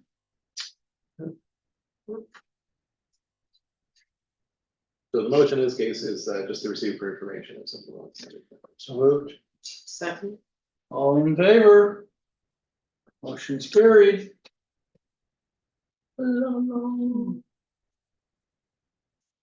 Let's go to local leadership for climate adaptation. Thank you, Mr. Mayor. So this is another upcoming opportunity. We already highlighted in the prior report. FCM has gotten a substantial new bunch of money from the federal government through climate adaptation. And that's led to a few things, the trees initiatives, including the Canada's community canopies, which we applied to based on council's approval on a prior recent meeting. And then this funding, which is sort of fairly specific to adaptation initiatives. We have for a long time been talking about stormwater strategy. So we had some comments very much to this effect with respect to bylaw. If we're talking about a strategy that looks at the town's watersheds at Ernst Brook and water coming in up above and water making its way into the harbor, this is a great funding program to inform the development of that strategy, do various feasibility testing on different options. And ultimately, this is a requirement, participation at this level, to then unlock potential funding for things like the retaining wall or the building of an additional pond structure at the foot of Long Hill, or any of those things that have potential value to management of stormwater, but have yet to be explored for feasibility. So the recommendation here, and we would just be using existing budgets, like our share is very small, it's 10% of 70,000. I'll make that motion. That council directs staff to submit a full application to the local leadership for climate adaptation, FCM hyphen. Is that GMS? Yeah. Grant for a feasibility study on stormwater management in Ernst Brook, especially with what we heard earlier this evening, with regard to the Ernst Brook. Happy to. Seconding, Councillor Carver, thank you. On the motion, on the question, all in favor, the motion is carried. Lauren continues to bring home the bacon. Yeah.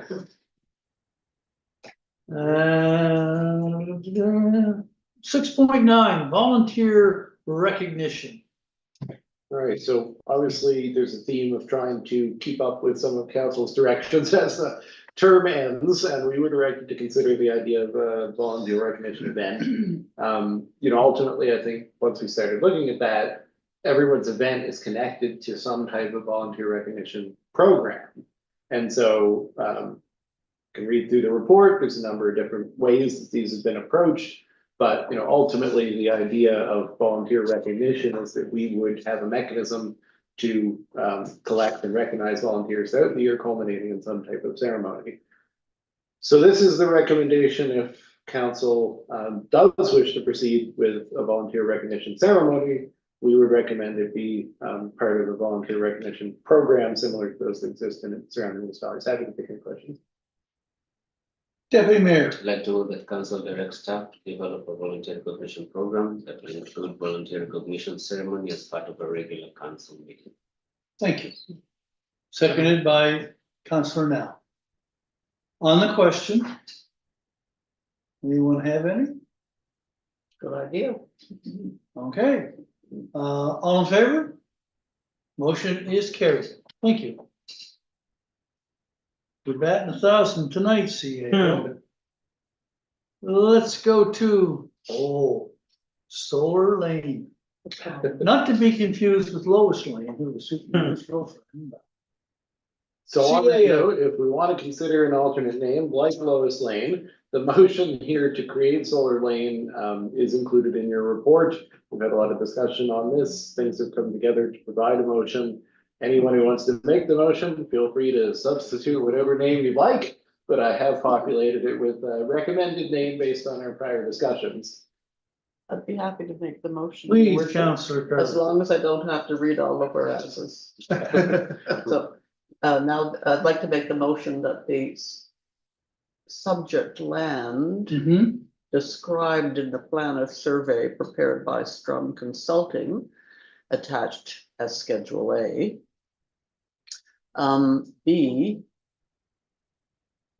Be opened as a town street to be known as Solar Lane. Seconded by the Deputy Mayor.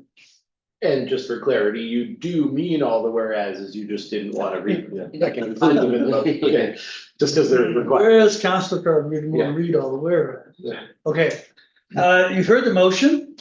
Quick question on that. Mayor. Yes. So we've had extensive conversations about this. This has been an objective of council for at least this entire term, I believe. When we are using the vernacular of street, are we we had the conversation with the standards and the laneway. This is Solar Lane and there's a nuance between town street and a town lane, is there not? There will be. There will be. Can I jump in on that? So there will be, so the municipal specifications are underway now Right. to create a definition. However, the subdivision bylaw does define a lane, road, or street as a public street per the provincial legislation. So we will set standards that distinguish them, but they will all be legally considered to be public streets, per the provincial definition. So I make the distinction to say we have not yet done it, because we will come to something that says a lane should be defined as having such a right of way and other features, et cetera. And since that doesn't exist now, by calling this a lane, we're sort of presupposing that it will roughly align with that definition. But I have not applied that definition to this design because, well, first off, it already exists. And secondly, that definition has yet to be formulated and approved. Mhm. So there's a loose alignment between the intentions of council to create a standard of a lane and the decision to name this a lane as opposed to something. We have lanes in town now. We do, yeah, and they generally align with the idea of the definitions that we're coming up with, but they won't exactly because they already exist. And by this change, it'll facilitate subdivision and access. Yeah, so for all For the the adjacent parts of our properties. bylaws that say you must front on a public street, Mhm. then this lane will now, as of the passage of this motion, Mhm. be a public street. And that should make at least two property owners quite happy. As they've been lobbying fairly council for a while to solve that access problem for them. And it actually is a precedent of what we would hope private property owners around town will be considering. because you will no longer be able to grant easements for subdivision of adjacent properties off of the laneway. So actually, this process does need to generally be followed in other areas by other people. Mhm. Something that would have been a laneway needs to become a public lane. And so that'll be a good example, I suppose, for people. Okay, How does that affect or apply to Skipper Lane? Right at the intersection up there. So my understanding, and Heather is the expert, so anybody watching this who's got a property on Skipper Lane, contact Heather Archibald, our development officer. My understanding is that no further subdivisions on Skipper Lane will be permitted. I don't know if there's any room for any, I don't think there is. But if there were, hypothetically, then in order to affect that subdivision or develop that vacant lot, then Skipper Lane would have to become a public lane. And that would require whoever is the owner or owners of it to deed it over to the town. Yeah, and that generally is now our approach with any new creation of lots or new development permit applications. Mhm. You're just not gonna have a dwelling unit that doesn't have street frontage on a public street. And if the way you had it was through a laneway, we're giving you an option to convert the laneway into a public street on the level of a lane. Mhm. okay, My assumption is that there wouldn't be an issue in getting an easement for the turnaround. That's my understanding. I do actually have to go up there and talk to him again, but he's previously agreed to it, so I don't have anything in writing this time. Okay. Yeah. What if they say no and we've approved the lane, what happens? What it comes down to is, issuing permits around subdivision. This property is not yet subdivided, so Yeah. if he wants to put a laneway the way it is, he could just put a laneway. Yeah. That's an option. Yeah. If he wants to actually subdivide, he has to agree to a servicing agreement under the subdivision bylaw, and we could require the turning area. Yeah. Yeah, so that's the connection between approving the subdivision bylaw, which we've got on the agenda just in a few minutes, Yeah. and this process. Okay. okay. Got a motion on the floor. On the question? All in favor? Motion is carried. Let's go to. What's next? All of those Report of the reports clerk on the clerk. cemetery bylaw. Got my report. Clerk, you should report. Okay, report of the clerk on the cemetery bylaw. A public hearing was held on July 25th, 2024, to receive verbal and written submissions regarding the town of Mahone Bay amended draft cemetery bylaw. Two members of the public were in attendance. 0 members of the public presented comments. 0 written submissions were received prior to the hearing. 0 written submissions were received at the hearing. The hearing adjourned at 6:48 p.m. Councilor Green, Mayor, I'd move that council provide second reading to the cemetery bylaw. seconded by Councilor Owens Cross. And just on the point, Mayor, I think this is, generally housekeeping, modernization, and it's bringing up the associated fee structures with, in a benchmark with our peers in Bridgewater and Lunenburg. And as well, there's a bunch of housekeeping around different language to make sure there's a level of consistency through the bylaw. Okay. On the question. All in favor? Motion's carried. Let's go to the next one, the stormwater bylaw. Thank you, Mr. Mayor. Report of the clerk on the stormwater bylaw. Public hearing was held on July 25th, 2024, to receive verbal and written submissions regarding the town of Mahone Bay amended draft stormwater bylaw. 2 members of the public were in attendance. 1 member of the public presented comments at the hearing. 2 written submissions were received prior to the hearing. 0 written submissions were received at the hearing. The hearing adjourned at 6:48 p.m. What is your wish, council?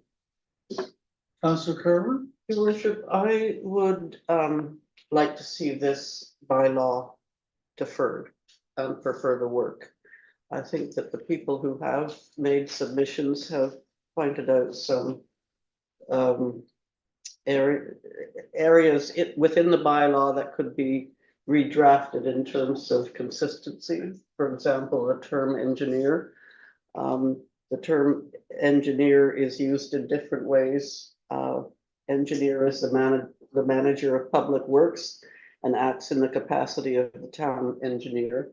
And those terms are kind of used inconsistently throughout the whole document. I mean, these are small things, but I think it would also be useful if the term town engineer, which is used in the subdivision bylaw, that it be consistent with the use of engineer and town engineer in the stormwater bylaw. And there are other inconsistencies. One concern is and this was mentioned in the submissions, the power given to the engineer, capital E engineer, to make decisions about what factors cannot be reasonably handled downstream. And it's not clear to me what criteria would inform the engineer's opinion on that. And given that there is a lot of research out there that may be conflicting,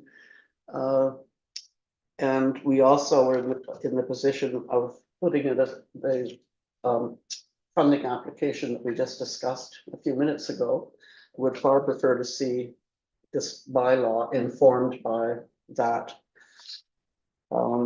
grant, that feasibility study, if it's approved.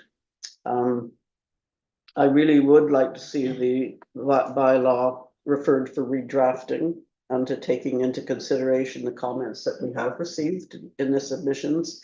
I think they're well thought out and well expressed. I certainly understand that a bylaw, and this was well discussed at the Climate and Environment Committee, that the bylaw is directed to people's behavior on their properties. But if it is a patchwork, the word that Greg used, just a patchwork or piece by piece, piecemeal kind of approach, it's missing that systemic approach that by its very nature, the drainage system is. It's a system and it's all interlocking. So I think it is important to somehow capture that systemic level or levels of the whole drainage stormwater drainage system. And I think it would be useful if we could include reference to somehow consider the possibility of including a preamble in the same way that the neighborhood kind of preamble was included in the noise bylaw. Included a preamble with references to visioning and policies and regulations and so on as kind of a whole package. They may not be perfect, as Councillor Feeney mentioned earlier, and we mentioned that the noise bylaw, we may not be perfect, but I think we can do better than this now. So I would like to make a motion to refer it for further drafting, could be in the next council. Mayor? Do you recognize him first? Yes, but also Councilor Carver just said she was making a motion. Oh, yes, so we, No, it's a motion. motion's on the floor. I'm looking for a It's not- second. No, I'm not second. I want to comment. Okay. Yeah, I know, it was a little bit, motion to refer does need to say when it's, like, you could just say Okay. anywhere, you can just pick a time, but yeah, Oh. yeah. Defer to, To March 2025. you heard the motion, the proposal, the motion. Do we have a second? I'll second. Councillor Lawrence seconds. Okay, and then. On- I do want- Now on the question. Okay, I just wanted to speak to the comments about the use of the terms engineer. So I guess one thing is it would be a non-substantive amendment to switch the term engineer to town engineer through the document. That would be a non-substantive amendment. So if you wanted to do that, you could do that while doing second reading. But then just to the sort of back and forth between use of the term manager public works and term engineer. This is intentional. I went back and forth with our legal advisors on this. They really wanted clarity of the term. The challenge is that we don't have an engineer. I mean, like, we all know this, we don't have an engineer on staff. Mhm. So anything about getting a permit and who can approve the permit and who performs administrative functions, it says in the bylaw purposefully, the manager of public works. In other cases, when it's referring to a person who will actually need to have the capacity to act as an engineer, it says an engineer. The definition of engineer says that an engineer is the manager of public works unless that is assigned to someone else. Hmm. We still intend to have a standing contracted engineer with an adjacent municipality or a contractor playing the role of the engineer. It would be my expectation that the manager of public works and the engineer would be two different people with respect to the application of this bylaw. That the manager of public works would rely on an engineer who's actually got accreditation as an engineer where needed to apply this bylaw. But I would not want confusion that the engineer then perform the administrative functions assigned by the bylaw. So yes, I understand that that could create some confusion. Would be nice if we were one of the larger municipalities with a stable of engineers, we're just not. So that's why I did it that way anyway, whether we agree to that or not, I just want to clarify. Deputy Mayor. Yeah, so I understand the concerns, but I urge not to sacrifice the good at the altar of the perfect. This bylaw is part of, for me, it's something that in our mandate, when we started the process of the MPS revision and the land use bylaw revision, we promised we will, every concern that came through that process to look at stormwater, we said we will have a stormwater bylaw by the time we leave it. So I would urge us not to push this forward to the next council, that we create something, and if it's not perfect, it's not cast in stone, then change it. It will give those folks who come to us and say that address this, an opportunity to actually find ways to be able to address some of the small issues that are there. So I understand the concerns, but I think most of those things can be cleaned out going forward. I don't think, if it was one of those, this is a glaring issue, we shouldn't move forward with it, and probably that's what, yeah, maybe not. I would urge us not to postpone it and push it forward. Councillor Wilson. Yeah, pretty much what the deputy mayor said. I see lots of small problems with this bylaw too. Nothing to do with nomenclature and those kinds of things, because I think that's, differentiation without a real difference. So I would urge us to pass it because it can be tweaked later on, as we all know. And if we delay this, it could be delayed for potentially years. And I think that would be a mistake. Okay. Councillor Payne. So, a couple things. One, I think we have had some feedback from the community recently about the cadence of our hearings relative to the timing of the town council meeting. So it doesn't afford for a lot of soak time. The other reality I think we can recognize over this last month is the public engagement is really happening in between the first reading and second reading. And I think staff has done an excellent job of providing the opportunities to solicit responses, and we've had some.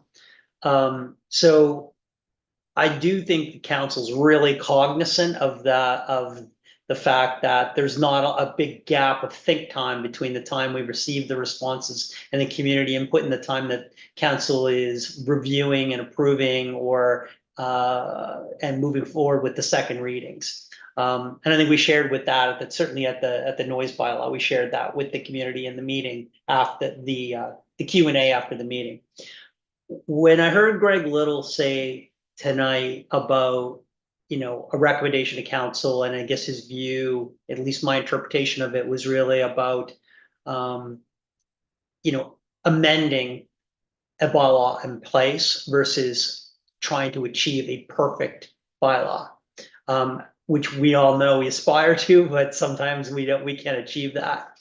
And I do agree with Councillor Wilson that, are we better off moving the process forward with this bylaw, flaws and all, knowing that there'll be lots of opportunities to amend it accordingly.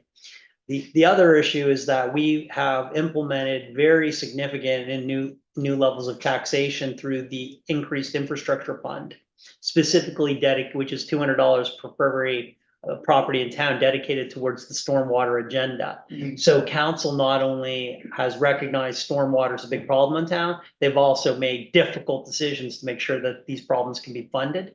But we need a companion document to the deputy mayor's point about, we need something to start really running the stormwater agenda with. So I'd be very reticent about just kicking this can down the road, although I agree wholeheartedly with most of the theme from Councillor Carver. I think if we don't take this opportunity to move this along, it'll stagnate. And it's difficult to charge people taxes. You can't charge people taxes with no bylaw to steer them towards for knowing what our plans are. So I think I'd be more inclined now to move it along tonight. Okay. So, sorry, Councillor Owen Scott? And I'd like to convey that after hearing what I heard this evening, it's not perfect, but no bylaw is perfect. But Greg mentioned this is a good start. So we know we have to move forward on the stormwater issue. We can't delay that any longer. We, agreed to, work more with a grant, possible grant application, to keep that work moving. And I think there's some work that will be going on later this summer, showing that we are really going in that direction. So I would certainly like to see this passed this evening. Okay. Do you want to comment, Councillor Mann? Just that I agree that it's the same with the noise bylaw. We had controversy on that. It was things that not perfect, but in order to move forward, we have got to move forward and pass it, and then let the amendments take place as they are needed. Okay. So just to be clear, CAO, the motion that's on the table now is to defer the motion, the issue to the future. March of 2025. If we vote against that motion, then we should do another motion to act on what is there. Right? Yeah. Okay, so just, so we're clear as to what has to happen. Okay, on the question. All in favor? Obviously, the motion has failed. Now, secondary motion for this issue, Councillor Wilson. There will be a second reading to the stormwater bylaw as presented. Thank you. Seconded by Councillor Now. On that question, any comments? Councillor Carter. Yes, is there an opportunity to add a preamble if this motion is approved? If the second reading is approved? So I guess the only way I can say this is kind of dismissive, but I don't mean to. If the preamble is seen as a non-substantive amendment, which, I would argue it is because it has no weight, then I suppose you could add a preamble. That being said, the reason that I'm saying you could add it is that it would not do anything. So if council were ready right now or wanted to bump this motion to the end of the meeting and quickly think on your feet, we could add some wording, but it would have to be defined now, and it would have to have, no impact on the bylaw. Because it can't get second reading until the wording is final. So we would come up with a couple sentences now that are non-substantive and we could add them, but yeah. Another potential workaround is that we approve the bylaw now, and in the first meeting in September, you suggest that we review it in the policy and strategy and add a preamble. Yeah, Would that work? Yeah, I mean, ultimately, the timing of the hearing will not be in this council's Yeah. term. So like, if policy and strategy recommends from September to council's meeting at the beginning of October, and council then says, let's give first reading to an amended version, then the second, the hearing would be post-election. Yeah. Mayor, if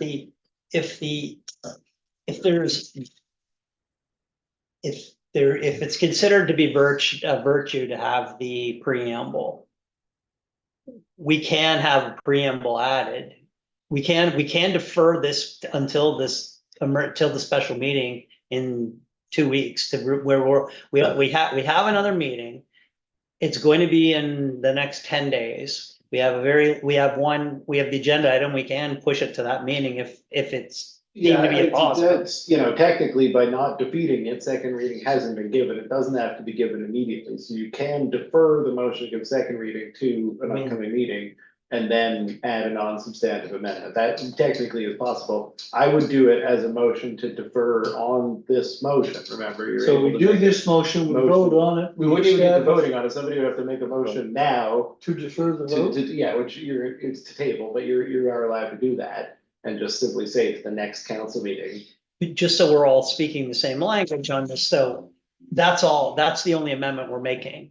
Like, I'm not suggesting we reopen up the entire document for amendments. No, just the Um, addition of the, Just the addition of the preamble in the interest of getting a unanimous vote for moving this along. okay, So I can't vote on this motion, just to be clear, because I wasn't at the public. I cannot vote on the motion because I wasn't in he the wasn't public at the hearing, session. so I'm just giving my comment. It doesn't necessarily, depending on what you think. So if you're saying the change is non-substantive, the question you'll be asking yourself, why are you postponing the vote from today? The change is non-substantive, right? The virtue of conciliation is all it is. Yeah, Councillor Wilson actually he's given up. No, I agree with what I agree with what the deputy mayor is saying about not postponing it, but I might take a wild stab at drafting a couple of sentences Okay, before the end of the meeting. But in order to do that, the mover and seconder would have to agree to at least bump this down to item number I eight see. point five. Yeah, which is fine if they're willing, but So where to seven? We're gonna add language now.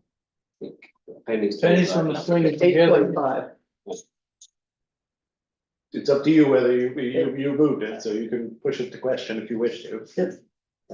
I would be.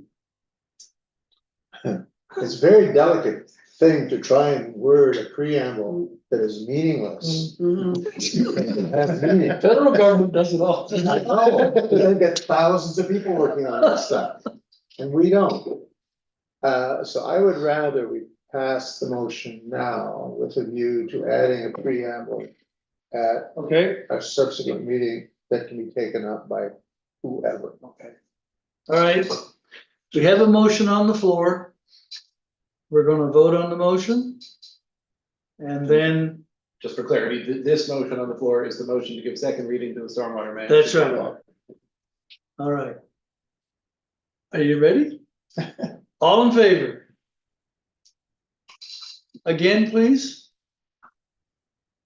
Motion is carried. Now, do we want another motion to ask for the preamble to be? So at this point, the only other motion to be in order is to refer discussion of the stormwater management bylaw to the policy and strategy committee meeting in September, if there's a desire to do that. Oh, It's already passed. And then the preamble would come out of Yeah, potentially. policy and strategy meeting? Somebody wanna make that motion? I'm not going to. Okay, I'm done. all right. All right, And we're this done. for, not for the record, but those votes were based on 6 people, not 7 people. Right? Correct. Because. Oh, yeah. Yeah. So it's fine. Okay. Let's go to the subdivision bylaw. Report of the clerk. Clerk? Mr. Mayor, report of the clerk on the public hearing for the subdivision bylaw. The public hearing was held on July 25th, 2024. To receive verbal and written submissions regarding the town of Mahone Bay amended draft subdivision bylaw. 2 members of the public were in attendance. 1 member of the public presented comments to the hearing. 1 written submission was received prior to the hearing. 0 written submissions were received at the hearing. The hearing adjourned at 6:48 PM. Okay. What is your wish concerning the second reading of the? I want to make a comment, but I could wait until the motion's on the floor. It's up to you. No, go ahead. I just wanted to comment on the comments that were made in the written submission and then again at the hearing. So in my view, all of what was referenced is municipal specifications. Essentially, the way the subdivision bylaw is written, it's written to avoid establishing any specifications within the subdivision bylaw. and it references the municipal specifications as a source of specifications. Mhm. So when you're talking about water service, hydrant service, access, secondary access, those are all details in the municipal specifications. So I've certainly heard the comments, we'll talk them over with the engineers, would expect all of council to keep those comments in mind when the municipal specifications come forward to the meeting in September. Mhm. But like I personally, I don't feel that it makes sense to start putting specifications in the subdivision bylaw. We've kept them separate for a reason, and there's a lot of clarity in that, so. Just kind of wanted to say that I don't think council passing this as it stands is in any way disregarding the validity of those comments. They can be pursued and should be pursued through the municipal specifications document. Mhm. Thank you. I would move that we give second reading to the subdivision bylaw as is. Thank you. Seconded by Councillor Feeney. Mhm. On the question, Only one statement, I know, Mick had given some comments there. I did speak to him afterwards about the comments on the hydrants and that, that's all controlled by the province. We have, for every so many feet of water main that the town puts down, they have got to put in a hydrant. So they don't, there's no discussion on that one. I think you can exceed that standard. You can exceed it, Yeah, but you it's can't go minimum any more below it. Yeah. okay? Councillor Ravenscroft? I struggled right from the start from the subdivision. Bylaw. I just feel that we really didn't consider legacy properties, generational properties passed down to families. And what it means that they can't subdivide without having that frontage, and there's no historic type of easement, not an easement isn't the right word, but considerations to long time landowners in the town. Excuse me. Okay. So just a CAO? clarification on that, the requirement to front of a public street was actually in the land use bylaw. So even though it's continued here, I guess with the decision you're talking about was a decision that was Yeah. made through the Plan Mahone Bay process Yeah. back, yeah. Just wanted to clarify, all we've done is continue that thinking. Yeah, Mhm. yeah. Okay, So to Councillor Lonescroft's point, like these are companion bylaws that are being worked. So my understanding was that those issues are going to be reviewed in the subsequent standards bylaw. Well, not, the one Around thing that the creation of a won't be, laneway. yeah, the options to get your frontage will Right. be considered within the municipal specifications. But the Right. need to have frontage on a public street is now in the land use bylaw, so we'd have to go through a very substantial Right. process to change that, yeah. And that was well, I mean, we talked about that at length during the LUB process. And we knew that that was a gap at the time, and our resolution was to fix the problem with the two subsequent bylaws, the first of which is this one. The second one is the standards, which It's is. not a bylaw, but yes. Right, the standards, I guess those are policies, specifications.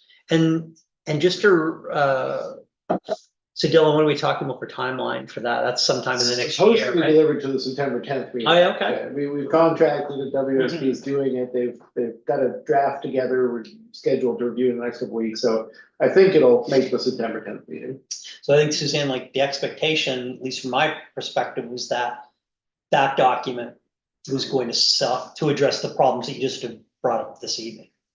I hope. But so. even at its most lenient, it is going to be a higher standard than the tradition. Mhm. To Suzanne's point about what's been traditional, it was far more traditional to use easements to access a second lot across a piece of property. Mhm. And that will not be an option. Well, to give people an option that is workable, but it won't be the same option that used to exist. okay, Councillor Kerr. I'm sorry if this is going sideways, but flag lots, isn't that a subdivision? Flag lots were approved under certain. Yeah, so conditions. a flag lot enables a property to have frontage through a small portion of the property connecting to the main street. So That still remains an option. Flag lots for more than one back lot get very tricky, because each one requires its own separate frontage. So if you talk about more than one back lot, flag lots really don't present it. But you could do one. You could flag lot. easily do one in behind it, Yeah, that's what I want. yeah, and there are examples where there's several. Yeah. But it's cumbersome to have several different laneways crossing a property. Okay. So we've got a motion on the floor for the, We actually did vote on this. did we vote for No, second? okay, I thought we were Oh, already finished. finished. I thought we'd actually take the question after we voted, sorry. On the subdivision bylaw? All in favor? Motion's carried, thank you. You can't vote? He wasn't here. No, I was at he the wasn't public at that hearing. meeting. He was having He wasn't- dinner. Okay, I wish. okay. Let's go to Councillor Feeney, letter of recommendation from Heritage Advisory Committee. Mayor, I'll be brief. At the HAC, we have two members that are on the committee that represent the museum. It was brought to our attention that the museum had crafted correspondence to Mr. Ramsey Duff and the McLeod Group regarding the McLeod Group's plans for 630 Main Street and the Legacy facility, of which they've departed and moved up the street in early July. Really, the inquiry was around the potential to maintain the historic streetscape of Main Street, coupled with the possibility of preserving this historical street-facing elements of the quote-unquote Royal Hotel, as it was originally known, and then the adjacent 630 Main Street, which is the green building next door. So really, what the HAC is looking for is to have a companion request for information and to be in a position to share with the Ramsey Group some of the assets that could be brought to the table as far as funding sources and partnerships through the Heritage Trust and other avenues, just so that as the McLeod Group completes their due diligence and formulates their plans for next steps with the facility, they can have all of the information that could be brought to bear, and they could use that to kind of optimize their plans. So what we have is a proposed letter that's been crafted by the committee and with some consultation from staff. And we'd suggest we sign it and essentially ask for a meeting to seek some clarification about next steps from the McLeod Group on the facility, but really more important to say that, you know, if there's an opportunity to reimagine the project through maintaining some of the historical elements of the original buildings, then we're here to assist them if they'd like our help. Okay. Are you making the motion? Is that a motion? So I guess the motion is to forward the letter to Mr. Duff's attention under your pen. Second the motion. Okay. Deputy Mayor. Just, I hope I don't shoot myself in the foot or put my foot in the mouth as I bring this up. That the way the letter is crafted gives me sort of some hesitation, in the sense that this is some members of the HSC having a desire to see either preservation or something like that. This would be almost like it's council supporting that direction. And I'm not so sure that as council, we are all supportive of that direction. So, not unless I'm mistaken, maybe I've missed some conversation in between. May I respond? to that? Yes, you may. Historically, the fact that the two museum representatives on the committee spoke to it, and we understood and had the copies of the letter that the museum had sent. The second paragraph in the letter says the Heritage Advisory Committee shares the museum's sentiment that the preservation of the building facades would benefit the community. So the committee certainly supports. The museum intervention really triggered and in a way allowed the committee to make this recommendation, because otherwise it would have been kind of more awkward for a committee of council to be reaching out to a private citizen or private company and saying, this is what we think you should do. And that was very awkward. So this was a way of kind of getting around it. Councillor Wilson. I don't understand, first of all, why this didn't come through council as a recommendation of the HAC rather than as a letter ready for signature. The reason why it didn't go through that process is we were out of cadence with the HAC committees, and we were there back and forth around finding a letter that would be which would get a plurality of support around the table, Kelly. So we have had kind of many versions of the correspondence back and forth amongst the committee members, and then in consultation with staff, we wanted to make sure that the letter took on the tone of council versus the tone of the HAC. So at this point, there is wide-ranging acknowledgement by the entire HAC as well about the requirements for the demolition of large parts of the existing facility. And of course, Mr. Duff has come to public meetings. He was in the media even as late as as recently as this week, talking about the requirement to take down a large portion of the legacy facility. And there was no debate about why that had to happen.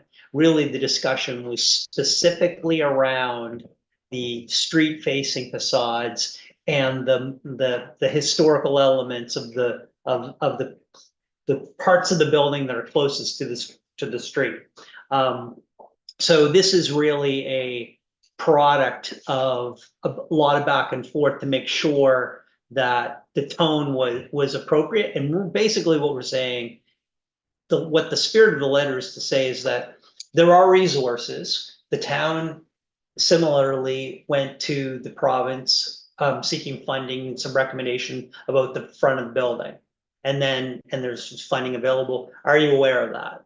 So this is really, what we're saying is we'd like to have a conversation, and, business people are going to evaluate the economic realities of all of their various options, and they're going to make decisions. What we just wanted to ensure is that there would be some indication of the heritage value of the properties, and that be woven into their analysis.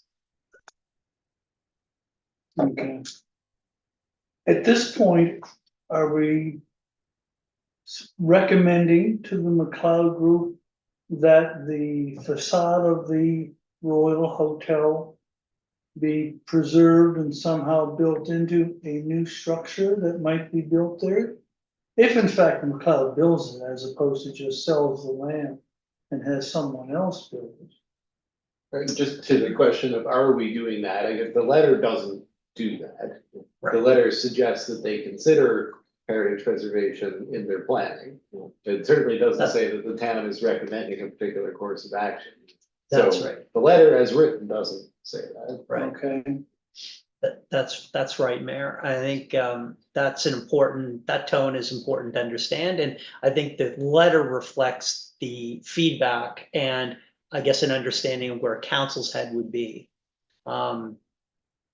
So I think So if we send this letter, we're really saying that we'd like a meeting. the majority of the members of council want to make this overture to the McLeod Group.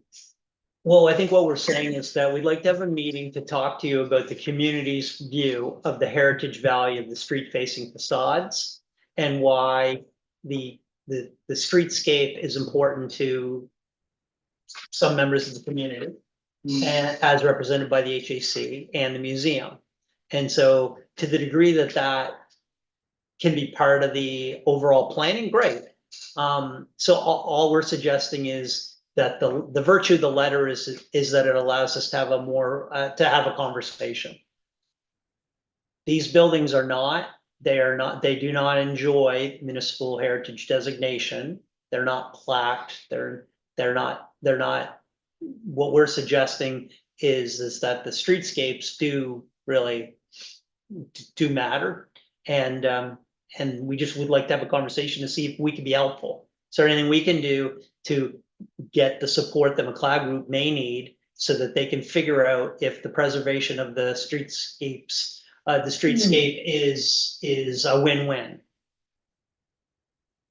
Okay, you had a comment, Yeah. Counselor now? My understanding from just what I'm hearing from the cloud group and that type of thing is the final decision on that property comes down to the province. No, No. I don't think that's true, Richard. The province has made a final decision that they have no further interest in the building of the property. Oh, okay, so they But did do that. McLeod will decide what happens to it. And right now, McLeod's telling us it's for sale. And that decision was only recently related. I was gonna say, Yeah. so Yeah. The government, last I heard, the government hadn't made a Recently, decision on whether they were gonna be, Yeah. have vested interest or not. so. Yeah. Okay, we're ready on the motion? And the motion is that the mayor signed the draft letter to Mr. Duff. Yes. That's how I wrote it anyway. Yep. All in favor?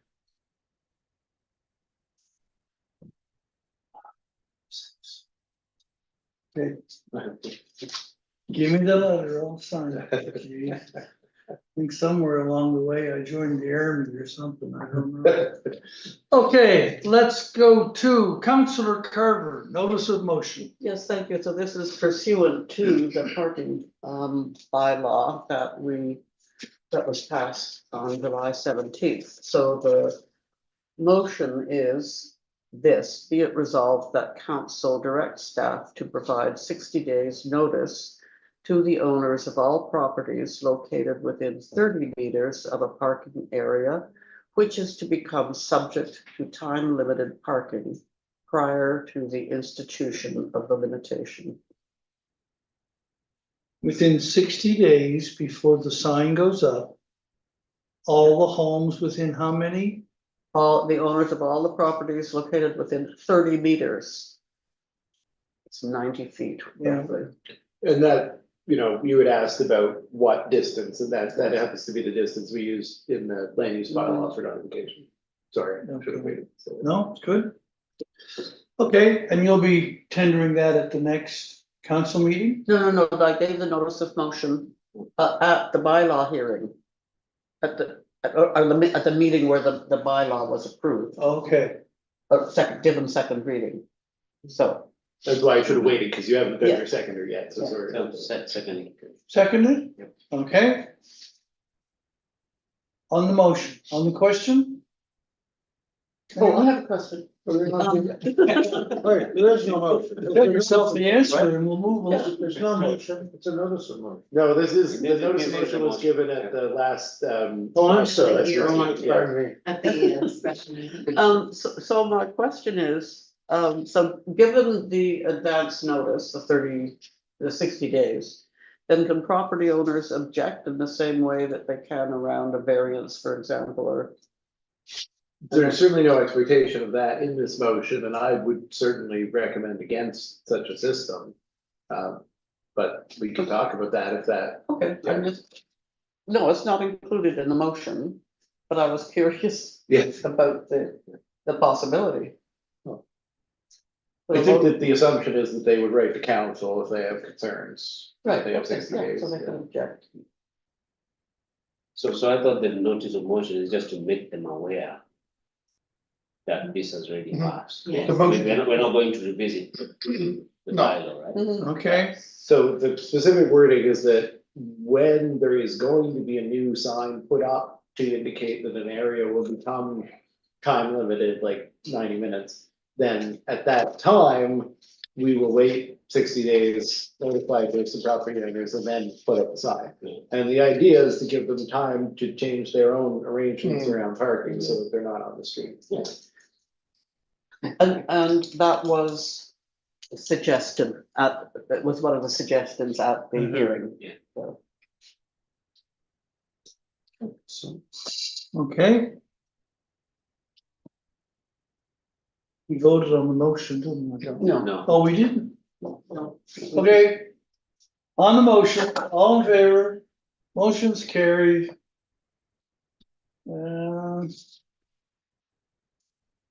Okay. Let's go to our committee reports. We've got 4 of them. South Shore Open Door Association monthly report. Heritage Advisory Committee draft minutes. The Asset Management Committee and the Climate and Environment. I think one of them's got a motion in that.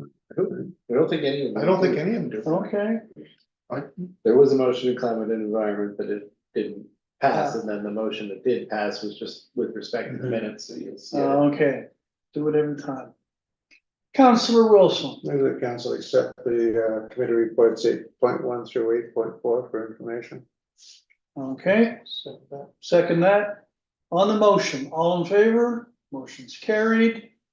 I think that concludes our open agenda, does it not? Okay. Do you know how many people are watching us from home? Was not even, I really looked a minute ago. Oh, well, it's only 6 now, 3 people available. 6-0. Three We folks did get with a the question. device. We got about 30 comments that were retracted by the poster from someone named Mysterio. Just something Kelly's used to just censoring out when she gives you the report. We did get one question from Anya Holloway, and she did send this by email just recently, and I haven't had a chance to answer that way anyway, so I'll answer it here, but I will follow up by email. The question was with regards to infrastructure improvements as discussed. What is the reason that the work on Main Street has been delayed until 2025? We have heard that this work would be done much earlier than this. And council will remember that we did originally expect that that work would begin late summer of this year. Mhm. You know, essentially, as we got into the design work, the stormwater component of it has changed, grown, become quite a bit more than what was originally anticipated, and that is something that Anya and other residents are aware of and have been engaged in and have been made aware of. But the result of that is that essentially we now understand the project to include a water course and substantial work on that water course with a substantial price tag. The permitting around water courses prohibits work taking place after September 30th of the year. So in order for us to get that out to tender and have the work begin, we would have had to impose almost impossible conditions in terms of timelines on the bidder. To say, you know, can you turn around and complete this project within 60 days of the tender being put out? So, you know, we have basically had no choice but to tender the work this fall for next year and give the bidders time to consider when the work would actually take place. You know, so there's the permitting side and then just simply the scale of the stormwater project. You know, council did in the course of the 2024-25 budget, as Councilor Feeny mentioned earlier, decide to take some steps to ensure that these type of major stormwater improvements could be funded. And so that's all taking place now, and it's gone through and it's in place.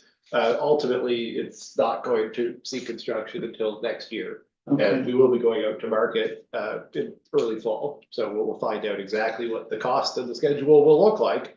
But that's the answer. And are you gonna respond to Ms. Holloway's? I will respond to it by In email. writing? tomorrow. Yeah, Okay, anything else there, CAO? that was the only question. Okay. Well, we would like to thank you folks at home, the 6 that are here, the 3 that have already left. I'm glad you would choose to join us on a Thursday night to learn more about what's going on in Mahone Bay and the decisions that are being taken. We are now going to leave our open agenda and we're going to go in camera. If somebody would like to make a motion to that effect. Moved and seconded, all in favor? Okay, with that, we will say good night to the people at home. Your worship, could we state the reasons why we're going? Oh, into yes, the- that's right. We're going in camera. We wanted to discuss an item under 10.1, the MGA 22.2E contract negotiations. And another under 22.2F litigation or potential litigation. And finally, 22.2C personnel issue. Okay. So